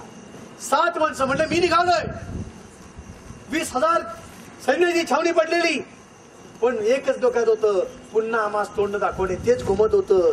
आणि म्हणून शिपाईगिरी सारखे उठले आणि ते आणि त्यांच्याबरोबर फक्त 6 असे 7 जण गेले आणि बहलोल खानावर तुटून पडले. विशाल सागरापुढे त्या वादळात ती नौका किती काळ चालणार, पण जेवढी कापाकाप करता येईल तेवढी केली, परंतु 7 माणसं निघून गेली. त्या प्रतापरावांच्या उपकारातून मोकळं व्हावं म्हणून प्रतापरावांची कन्या जी होती जानकी, तिला राजारामांची विवाह लावून दिला. आणि त्या कालावधीनंतर म्हणजे सांगूया, पण काय झालं, राजारामांचा विवाह झाला आणि शिवाजी महाराज सगळ्या दगदगिरी, खूप थकले होते, शरीरावरती अनेक व्याधींचा प्रवेश झाला असेल म्हणा. तर शिवाजी महाराज चैत्र शुद्ध पौर्णिमेला निघून गेले. त्यावेळी संभाजीराजे पन्हाळगडी होते. संभाजी महाराज पन्हाळगडला होते. शिवाजी महाराजांच्या मृत्यूची बातमी देखील त्यांच्यापर्यंत पन्हाळगडावरती. त्यावेळी पन्हाळगडावरती शिवाजी महाराजांची भेट झाल्यानंतर शिवाजी महाराजांना प्रश्न टाकला शंभूनी की आबासाहेब आम्ही ऐकतोय की दिल्लीहून खासा आलमगीर 7 लक्ष सेना घेऊन निघालाय दख्खन जिंकायला. त्यावेळी शिवाजी महाराजांनी त्यांना सांगितलं की शंभूराजे काळजी करायचं काहीही कारण नाही. आज हजरतीस 360 किल्ले आहेत. आज हजरतीस 360 किल्ले आहेत. माझा एक एक किल्ला त्या आलमगिराशी एक वर्ष लढेल. माझा एक एक किल्ला त्या आलमगिराशी एक वर्ष लढेल. 80 आस आलमगिरास दख्खन जिंकावयास 360 वर्ष लागतील. आता 360 वर्षाचं आयुष्य कोणी घ्यायचं. काय आत्मविश्वास होता. आणि एक लक्षात घ्या, शिवाजी महाराजांचे बोलच खरी ठरले. शंभूराजे निघून गेल्यानंतर देखील औरंगजेब दख्खन जिंकू शकला नाही. त्यानंतर 17 वर्ष संभाजी महाराजांच्या वधानंतर देखील 17 वर्ष मराठ्यांना राजा नव्हता, सैन्य नव्हतं, सेनापती नव्हता, शस्त्र नव्हती, काही नव्हतं. तरी मराठे 17 वर्ष औरंग्याशी लढत होते. 17 वर्षानंतर औरंग्याची माती नगरच्या किल्ल्यामध्ये महाराष्ट्राच्या मातीत दिल्लीला परत नाही जाऊ शकला. कळलं ही अवस्था आहे. पण मात्र ज्यावेळी शंभूराजे फितुरीनं सापडले त्यावेळी औरंगजेबानं संभाजीराजांच्या आतोनात हाल विलक्षण वाईट रीतीने त्याला ठार मारलं. आणि म्हणून आम्ही दरवर्षी संभाजी महाराजांचा बलिदान मास पाळतो. फाल्गुन शुद्ध प्रतिपदा ते अमावस्या हा महिना तुमच्या आमच्या सगळ्यांसाठी, जेवढे म्हणून हिंदू आहेत, जेवढ्यांच्या घरापुढे तुळशी वृंदावन आहे, जेवढ्यांच्या घरापुढे रांगोळी लागते, त्या सगळ्या हिंदूंना हा दुःखाचा शोकाचा महिना लक्षात घ्या. आपला चैत्र शुद्ध प्रतिपदा गुढीपाडवा म्हणजे आपलं 9 वर्ष आहे, पण तो गुढीपाडवा तुमच्या आमच्या आयुष्यात येतो तो फाल्गुन महिना दुःखाचा शोकाचा सुटकाचा आहे. म्हणून संभाजी राजांना पकडल्या गेलेल्या क्षणापासून पहिल्यांदा डोळे काढले. काय अवस्था असेल बा. तेजपुंज तेजस्वी आंखे निकल गई पर झुकी नहीं, जीवा कटी और खून बहाया, सन्मार्ग से कभी हटा नहीं. जीभ काढली. आपण ही कल्पना करू शकतोय. तुम्ही बघा कल्पना करून. अहो या गडावरून चालताना सगळ्यांच्या पायात चप्पल आहे, मला खात्री आहे प्रत्येक कुणी अनवाणी नाही. आता खडा टोचल्यानंतर काय हो, कळ कुठं जाते आणि कुठं येते, कशी येते सांगता काय हो. मग विचार करा की डोळे काढणे सोपं आहे काय. कारण त्या डोळ्याचं तेज, या 33 वर्षाच्या शंभूच्या डोळ्याचं तेज औरंगजेबाला सहन होत नव्हतं. कोण औरंगजेब? मी तुम्हाला मगाशी सांगितलं, ज्यानं स्वतःच्या बापाला विषप्रयोग करून ठार मारलं, ज्यानं स्वतःच्या 4 भावांचे देहाचे तुकडे करून बसला गादीवर, आणि संपूर्ण कालखंडामध्ये किती कत्तली ज्यानं केल्या असतील, किती हिंदूंच्या कत्तली केल्या असतील, असा क्रूर औरंगजेब. पण त्याला देखील शंभूंच्या डोळ्यात डोळे घालून बघण्याचं धाडस झालं नाही. ज्यावेळी त्या दोघांना पुढे आणण्यात आलं, फार वाईट अवस्थेत शंभूराजांना घातलं होतं बघा. उंटावरती उलट ठेवण्यात आलं होतं, डोक्यावरती लाकडी विदूषकी टोपी ज्याला तक्ते कुलाह म्हणतात, हात आणि मान एकाच ह्याच्यामध्ये खोड्यामध्ये घातली जाईल अशा पद्धतीने अंगावरती पूर्ण साखळदंड होते, अशी पटकाराची वस्त्र, राजेची वस्त्र उतरवलेली होती, अत्यंत वाईट वस्त्र घातलेली होती, तोंडाला काळं फसलेलं होतं. आणि अशा अवस्थेमध्ये उंटावरती उलट बसवलेलं होतं. त्या उंटाला कोणीतरी भाल्याने टोचत होतं, त्यावर तो उंट उड्या मारत होता. उंटावरती उलट बसणं फार वाईट बरं का. सरळ बसणं त्याहून वाईटच, पण उलट बसणं त्याहून वाईट. अशा वाईट अवस्थेमध्ये आणि ज्यावेळी त्यांना उभं केलं गेलं औरंगजेबापुढे, त्यावेळी औरंगजेबानं बघितलं की आज ज्याचा मी पाठलाग करत होतो, जो माझ्या ताब्यात यावा म्हणून मी अट्टहास केला, तो शंभू माझ्या समोर उभा आहे. त्याला एवढा अत्यानंद झाला की त्यानं आपलं आसन सोडलं, म्हणजे सिंहासन सोडलं, ताबडतोब पुढे गेला आणि आपल्या त्या परमेश्वराचे म्हणजे त्याच्या अल्लाचे आभार मानण्याकरता तो गुडघ्यावरती टेकला.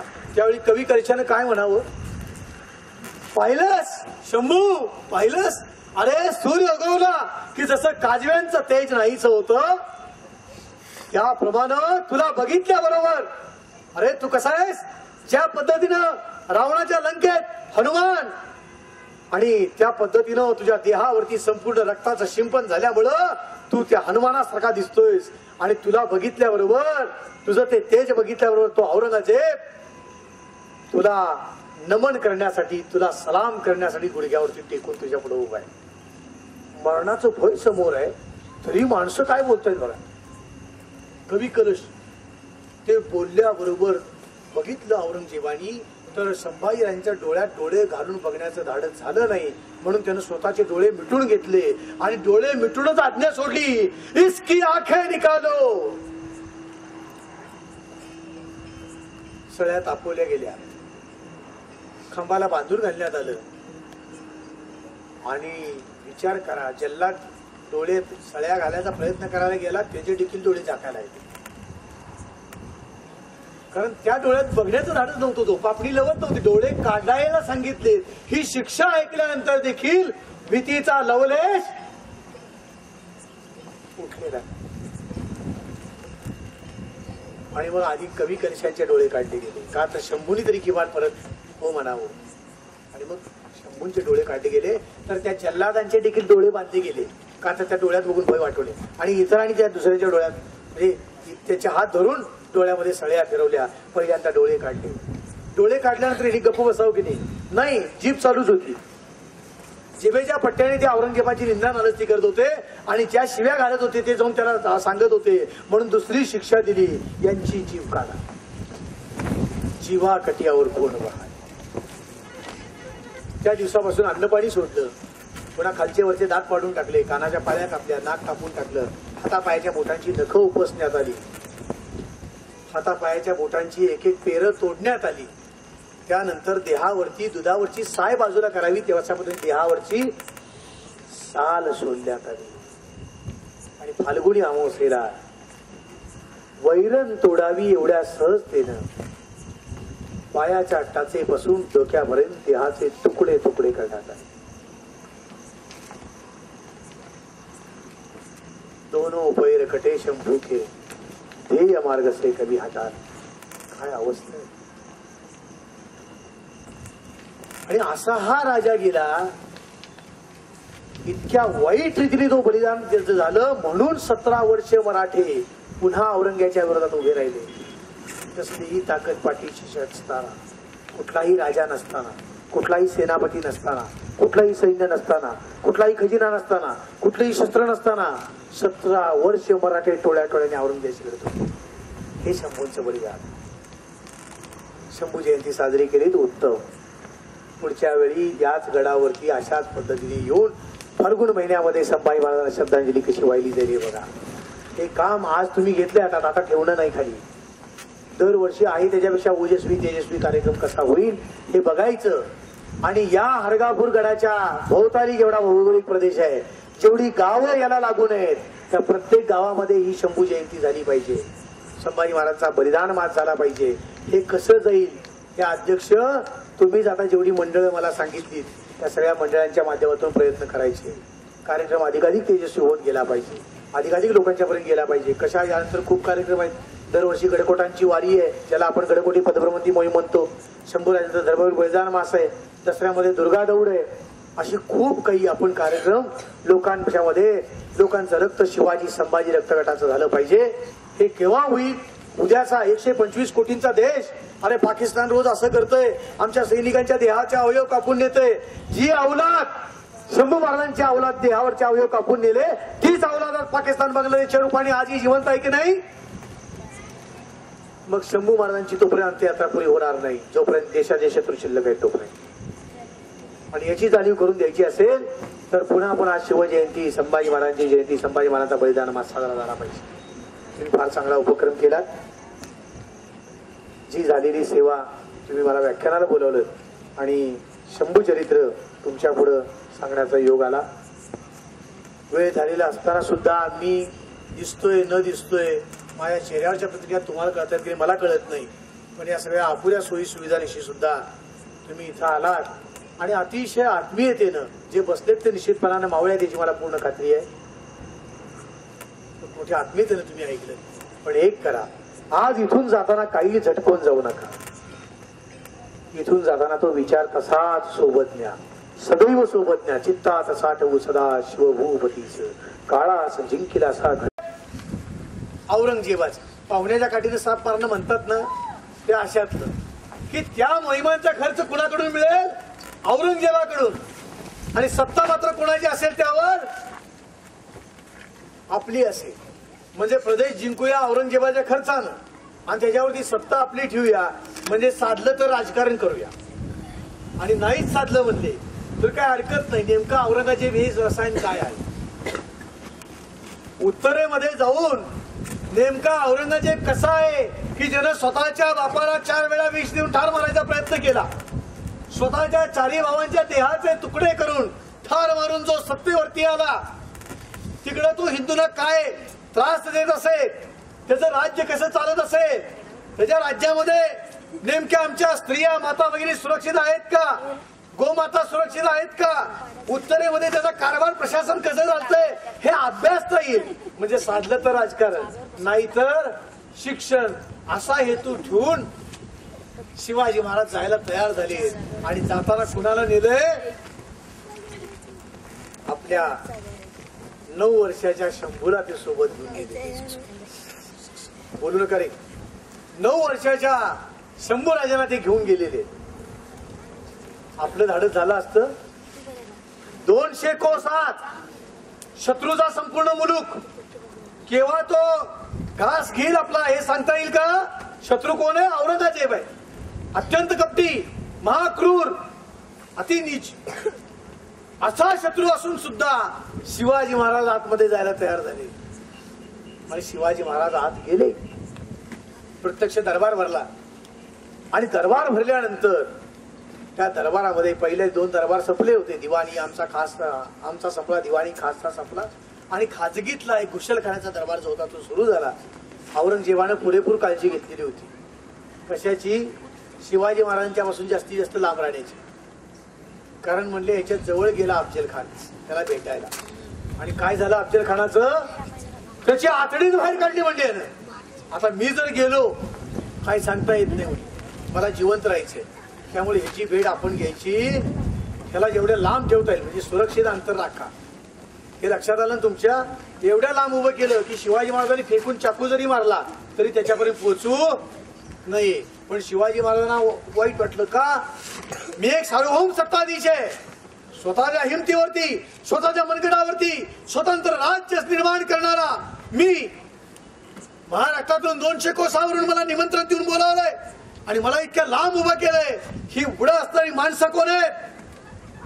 त्यांनी रामसिंगाला विचारलं. वास्तविक ज्या औरंगजेबाच्या दरबारची रीत कशी आहे? पायाचा देखील आवाज नाही पावलांचा झाला पाहिजे. डोळ्याला डोळा भिडवायचा नाही, खाली डोळे कायम झुकलेली नजर खाली जमिनीकडं, डोळ्यात डोळे घालून बघायचं नाही, पायांचा पावलांचा आवाज होऊ द्यायचा नाही, शिंक आली तरी शिंकायचं नाही, खोकला आला तरी खोकायचं नाही, ताट मानेने कधी उभं राहायचं नाही आणि कायम लवत झुकत मुजरे करत जायची ज्या दरबारची परंपरा त्या दरबारामध्ये महाराज गेले. आणि ते विचारलं तरी त्यांना वाटलं की माझा जाणीवपूर्वक अपमान केलाय असं त्यांच्या लक्षात आलं. ज्यावेळी मी म्हणलं अशा पद्धतीने टाचणी पडली तरी आवाज होणार नाही अशी इतकी शांतता दरबारची, त्या दरबारामध्ये तो महाराष्ट्राचा सिंह त्या रामसिंगाला म्हणजे मिर्झा राजे जयसिंगांच्या मुलाला म्हणतोय, रामसिंग ये कौन है खडे हमारे सामने कौन खडा है? आश्चर्य.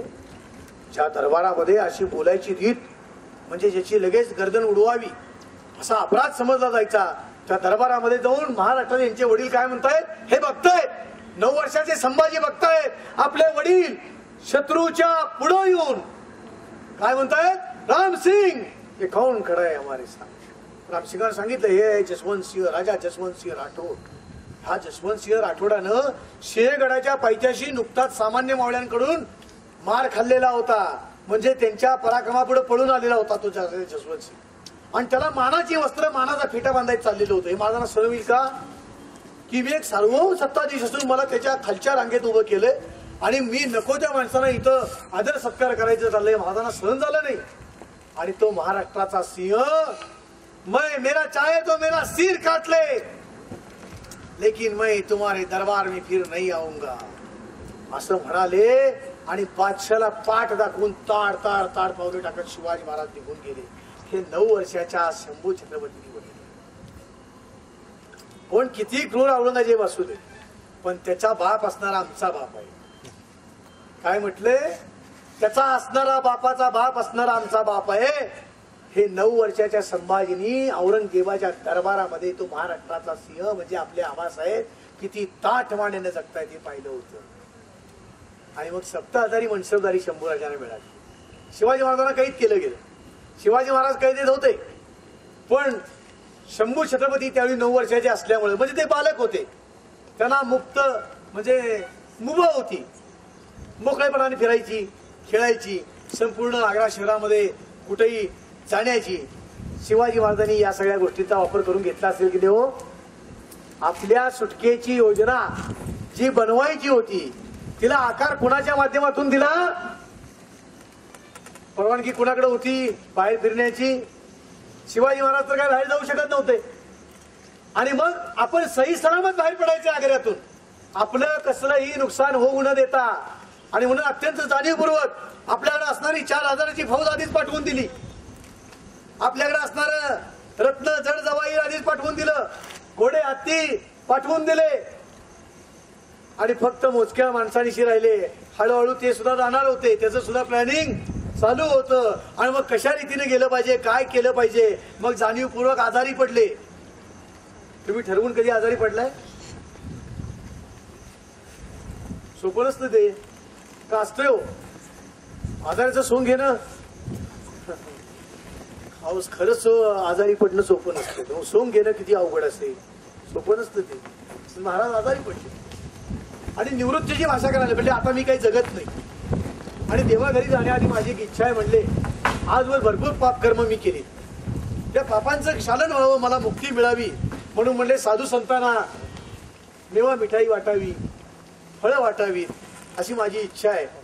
आणि म्हणून मग मेवा मिठाई वाटायला सुरुवात केली. आता मेवा मिठाई न्यायची म्हणजे पेटाऱ्यातनं नेली पाहिजे. मग पेटाऱ्यांचा आकारमानी दिवसेंदिवस वाढायला लागला. आता का वाढायला लागलं तुमच्या लक्षात घ्या. बाहेर पडायला मुंगी शिरायला वाव नव्हता. 5,000 लोक फुलाद खानाच्या नेतृत्वाखाली, फुलाद खाना त्यावेळी आग्र्याचा कोतवाल होता, अत्यंत क्रूर माणूस, जल्लाद ज्याला म्हणू आपण. नंग्या तलवारींचा सगळा पहारा सुरू होता. आणि मग ती जी योजना 3.5 कोस अंतर आहे विठ्ठलदासाची हवेली, जिथं शिवाजी महाराजांना दुसऱ्या दिवशी ठार मारायचं होतं, दुसऱ्याच दिवशी, त्याच्या आदल्या दिवशी महाराज गेले, मिठाई देऊन गेले लोकांना. हातावर तुरी देऊन नाही. हातावर तुरी देऊन जाणं हा वाक्यप्रचार तुम्ही ऐकला असेल, पण हातावर मिठाई देऊन गेले. होय की नाही? म्हणजे आपल्या काय बघा काय म्हणतात, पाया पडायला घेऊन सगळ्या काढून घेणं म्हणतात की नाही, तशातला प्रकार महाराजांनी केला की मेवा मिठाई त्यांच्या हातामध्ये देऊन महाराज आग्र्यामधून पळून पडलाय.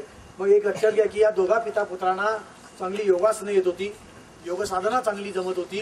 आणि म्हणून बरोबर त्या पेटाऱ्यामध्ये 3.5 कोसाचं अंतर बाहेर पडत असताना हे दोघं शवासनामध्ये बसलेले होते, हालचाल न करता. हे सोपं नाही आहे, त्याचा अभ्यास आहे. आणि 3.5 कोसाचं अंतर पार करून हे बाहेर पडले.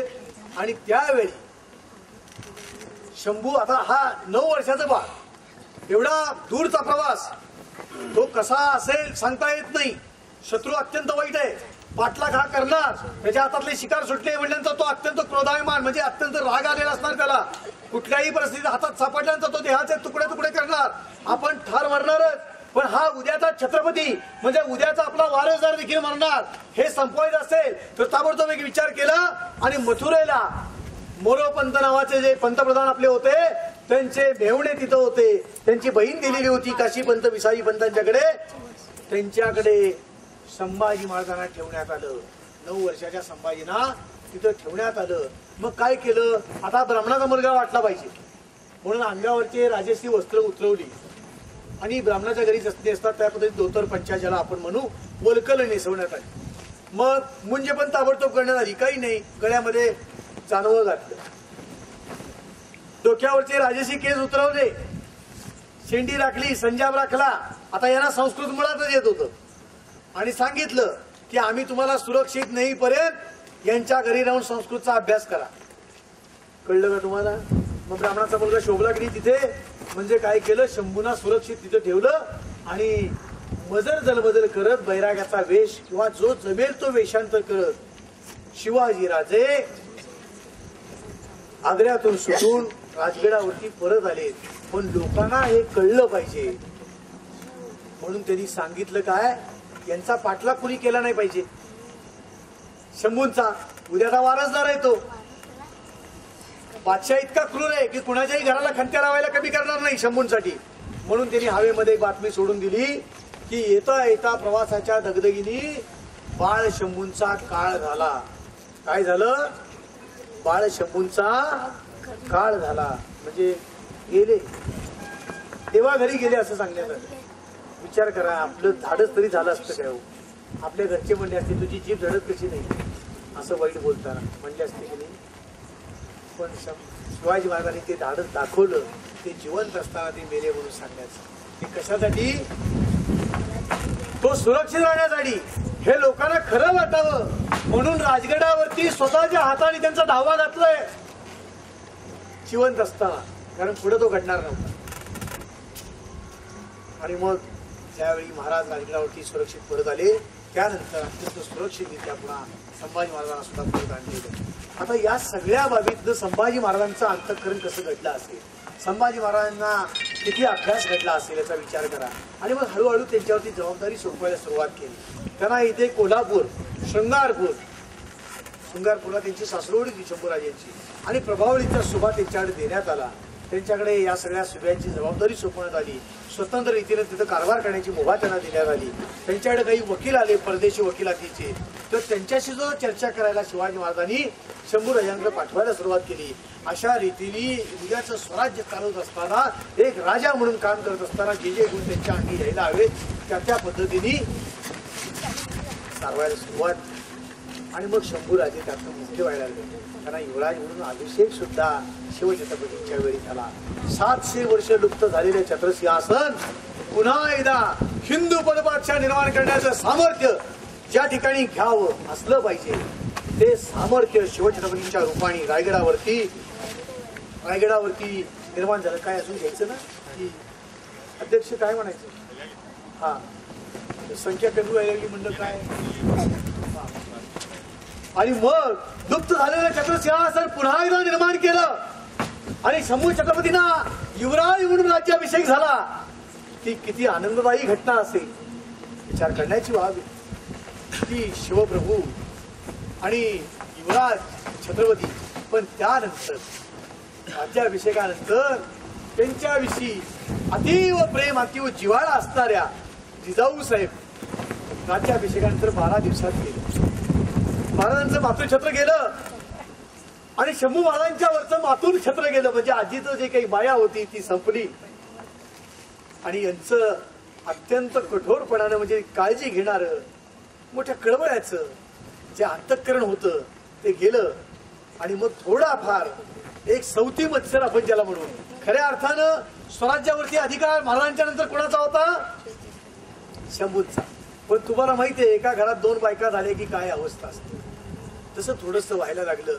आणि मग सोयराबाईंच्या माध्यमातून राजारामानी गादीवरती बसावं असं, आणि त्यांना साथ देणारी काही माणसं असतात, त्या पद्धतीने ते राजकारण सुरू झालं. आणि संभाजी राजांचा थोडासा विश्वास कुठेतरी व्हायला लागला. शिवाजी महाराजांना हे काही सहन होईल. आणि या सगळ्या प्रकरणावरती आता म्हणजे वेळ नाही, कारण राज्याभिषेक केला, प्रचंड मोठा खर्च झाला, स्वराज्यामध्ये खूप कर्ज झाले. आणि हे कर्ज आपल्याला संपवायचं असेल तर मी दक्षिण दिग्विजयाला गेलं पाहिजे. म्हणजे या सगळ्या पातशाहांचा प्रदेश जिंकत गेलं पाहिजे. त्यांच्याकडून मिळेल तेवढी खंडणी मी गोळा केली पाहिजे. स्वराज्याचा खजिना भरला पाहिजे. आणि तोपर्यंत म्हणले आपल्यासाठी थांबायला हवं. म्हणला शंभू, तुम्ही असं करा, पन्हाळ्याला जावा, प्रभावळीच्या आणि सगळ्या सुभ्याचा कारभार तुम्ही बघा, आम्ही दक्षिण दिग्विजयाला जाऊन येतो. आणि म्हणून महाराज दक्षिण दिग्विजयाला गेले. दक्षिण दिग्विजयाला जात असताना संपूर्णरित्या बघितलं तर जवळजवळ 18 महिने म्हणजे 2.25 वर्षाचा काळ हे महाराज 21 महिन्याचा काळ स्वराज्यामध्ये नाहीये. दक्षिण दिग्विजयमध्ये आदिलशाही, कुतुबशाही, निजामशाहीचा संपूर्ण मुलूक मारत खंडण्या गोळा करत महाराज निघालेले. झालेला खजिना, रिता झालेला खजिना कसा भरायचा याची चिंता करत ते निघालेले आहेत. बराच मोठा प्रदेश शिवाजी महाराजांनी हिंदवी स्वराज्यामध्ये आपल्या सीमा पार जिंजीपर्यंत नेऊन पोहोचवल्या, मद्रासपर्यंत नेऊन पोहोचवल्या, इकडे हैदराबाद, बेंगलोरपर्यंत नेऊन पोहोचवल्या. आणि संपूर्ण हिंदवी स्वराज्य वाढीला लागलं. पण या कालावधीमध्ये स्वराज्याची जबाबदारी कुणावरती दिली होती? शंभू छत्रपतींच्या वरती दिली होती. आपला पिता नाहीये. आणि काहीही स्वराज्यातली 1 इंच भूमी न जाता सैन्याचे पगार भागले पाहिजेत, रक्ताचा एक थेंबी न सांडला पाहिजे, आणि पैसा खजिन्यातला एकही खर्च झाला नाही पाहिजे. मग राजकारण केलं पाहिजे. मग राजकारण काय केलं की शंभू छत्रपतींनी त्यावेळी एक राजकारण असं चालवलं की जो मोगलांचा सरदार होता दिलेर खान, त्याच्याशी एक पत्रव्यवहार चालू केला. काय पत्रव्यवहार चालू केला की म्हणले, आमचं इथं कोणी ऐकत नाहीये, आमचे आबासाहेब दक्षिण दिग्विजयाला गेलेले आहेत, आणि आमच्या आईसाहेब, सख्या आईसाहेब नसल्यामुळं आणि आम्ही सावत्र असल्यामुळं आम्हाला त्या पाण्यात बघतायत. आणि दुर्दैवानं आम्ही काही युवराजाभिषेक आमचा होणार नाही, राज्याभिषेक आमचा काही आबासाहेबांच्या नंतर होणार नाही, आणि आमचं राज्य हिरावून घेतलं जाणार आहे. पण या सह्याद्रीचा स्वामी व्हायची माझी प्रचंड इच्छा आहे. तुम्ही जर मला सामील झालात किंवा मला तुमच्याकडे जर सामील करून घेतलं तर मी तुम्हाला खूप सहाय्यकारी ठरेन. असं एक पत्र म्हणजे मधाचं बोट त्यांनी दिलेर खानाला लावलं, पत्र लिहिलं. आता पूर्वी काही स्पीड पोस्ट होतं का? तुम्ही मला पत्र पाठवलं तसं 1 दिवसात मिळालं मला. तुमच्या व्याख्यानाचं निमंत्रण स्पीड पोस्टानं मला मिळालं, पण पूर्वी ही व्यवस्था होती का? तुमच्याकडे येताना मी आंतरिक आश्वासनं आलोय रथातनं. पूर्वी घोड्यावरचा प्रवास होता, होय की नाही? आता या ध्वनिवर्धकातनं तुमच्या कानावर येते. पूर्वी ही व्यवस्था होती का? नाही.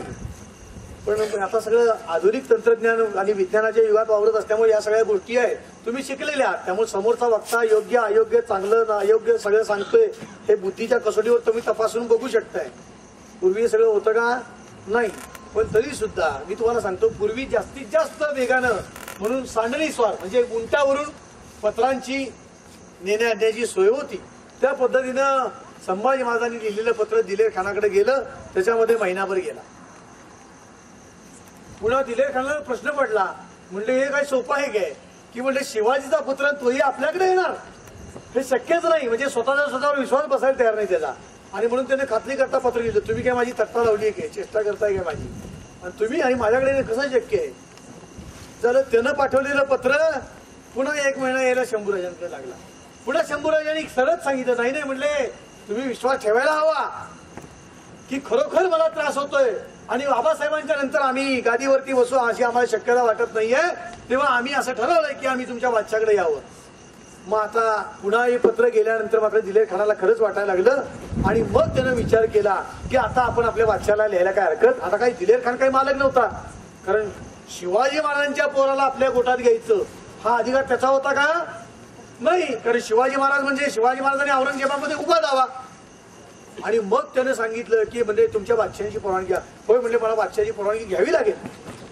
मग त्यानं औरंगजेबाला पत्र लिहिलं. आता औरंगजेबाला पत्र लिहिलं. आता त्या औरंगजेबाला पत्र द्यायचं म्हणजे इथनं दिल्लीला पत्र 3 महिन्याचा प्रवास असायचा. 3 महिने लागायचे सांडणी स्वार घेऊन जायला. मजल करत. त्यावेळी काही रस्ते नव्हते, नदी नाल्यांवरती कुठं पूल नव्हते, घनदाट अरण्य होती, शत्रूचं भय होतं. आणि अशा अवस्थेमध्ये 3 महिने गेले. औरंगजेबानं ते पत्र पाहिलं. त्याचा स्वतःवर तर विश्वास बसलाच नाही. अहो म्हणले जे बाप लेख माझ्या इथं येऊन मलाच दम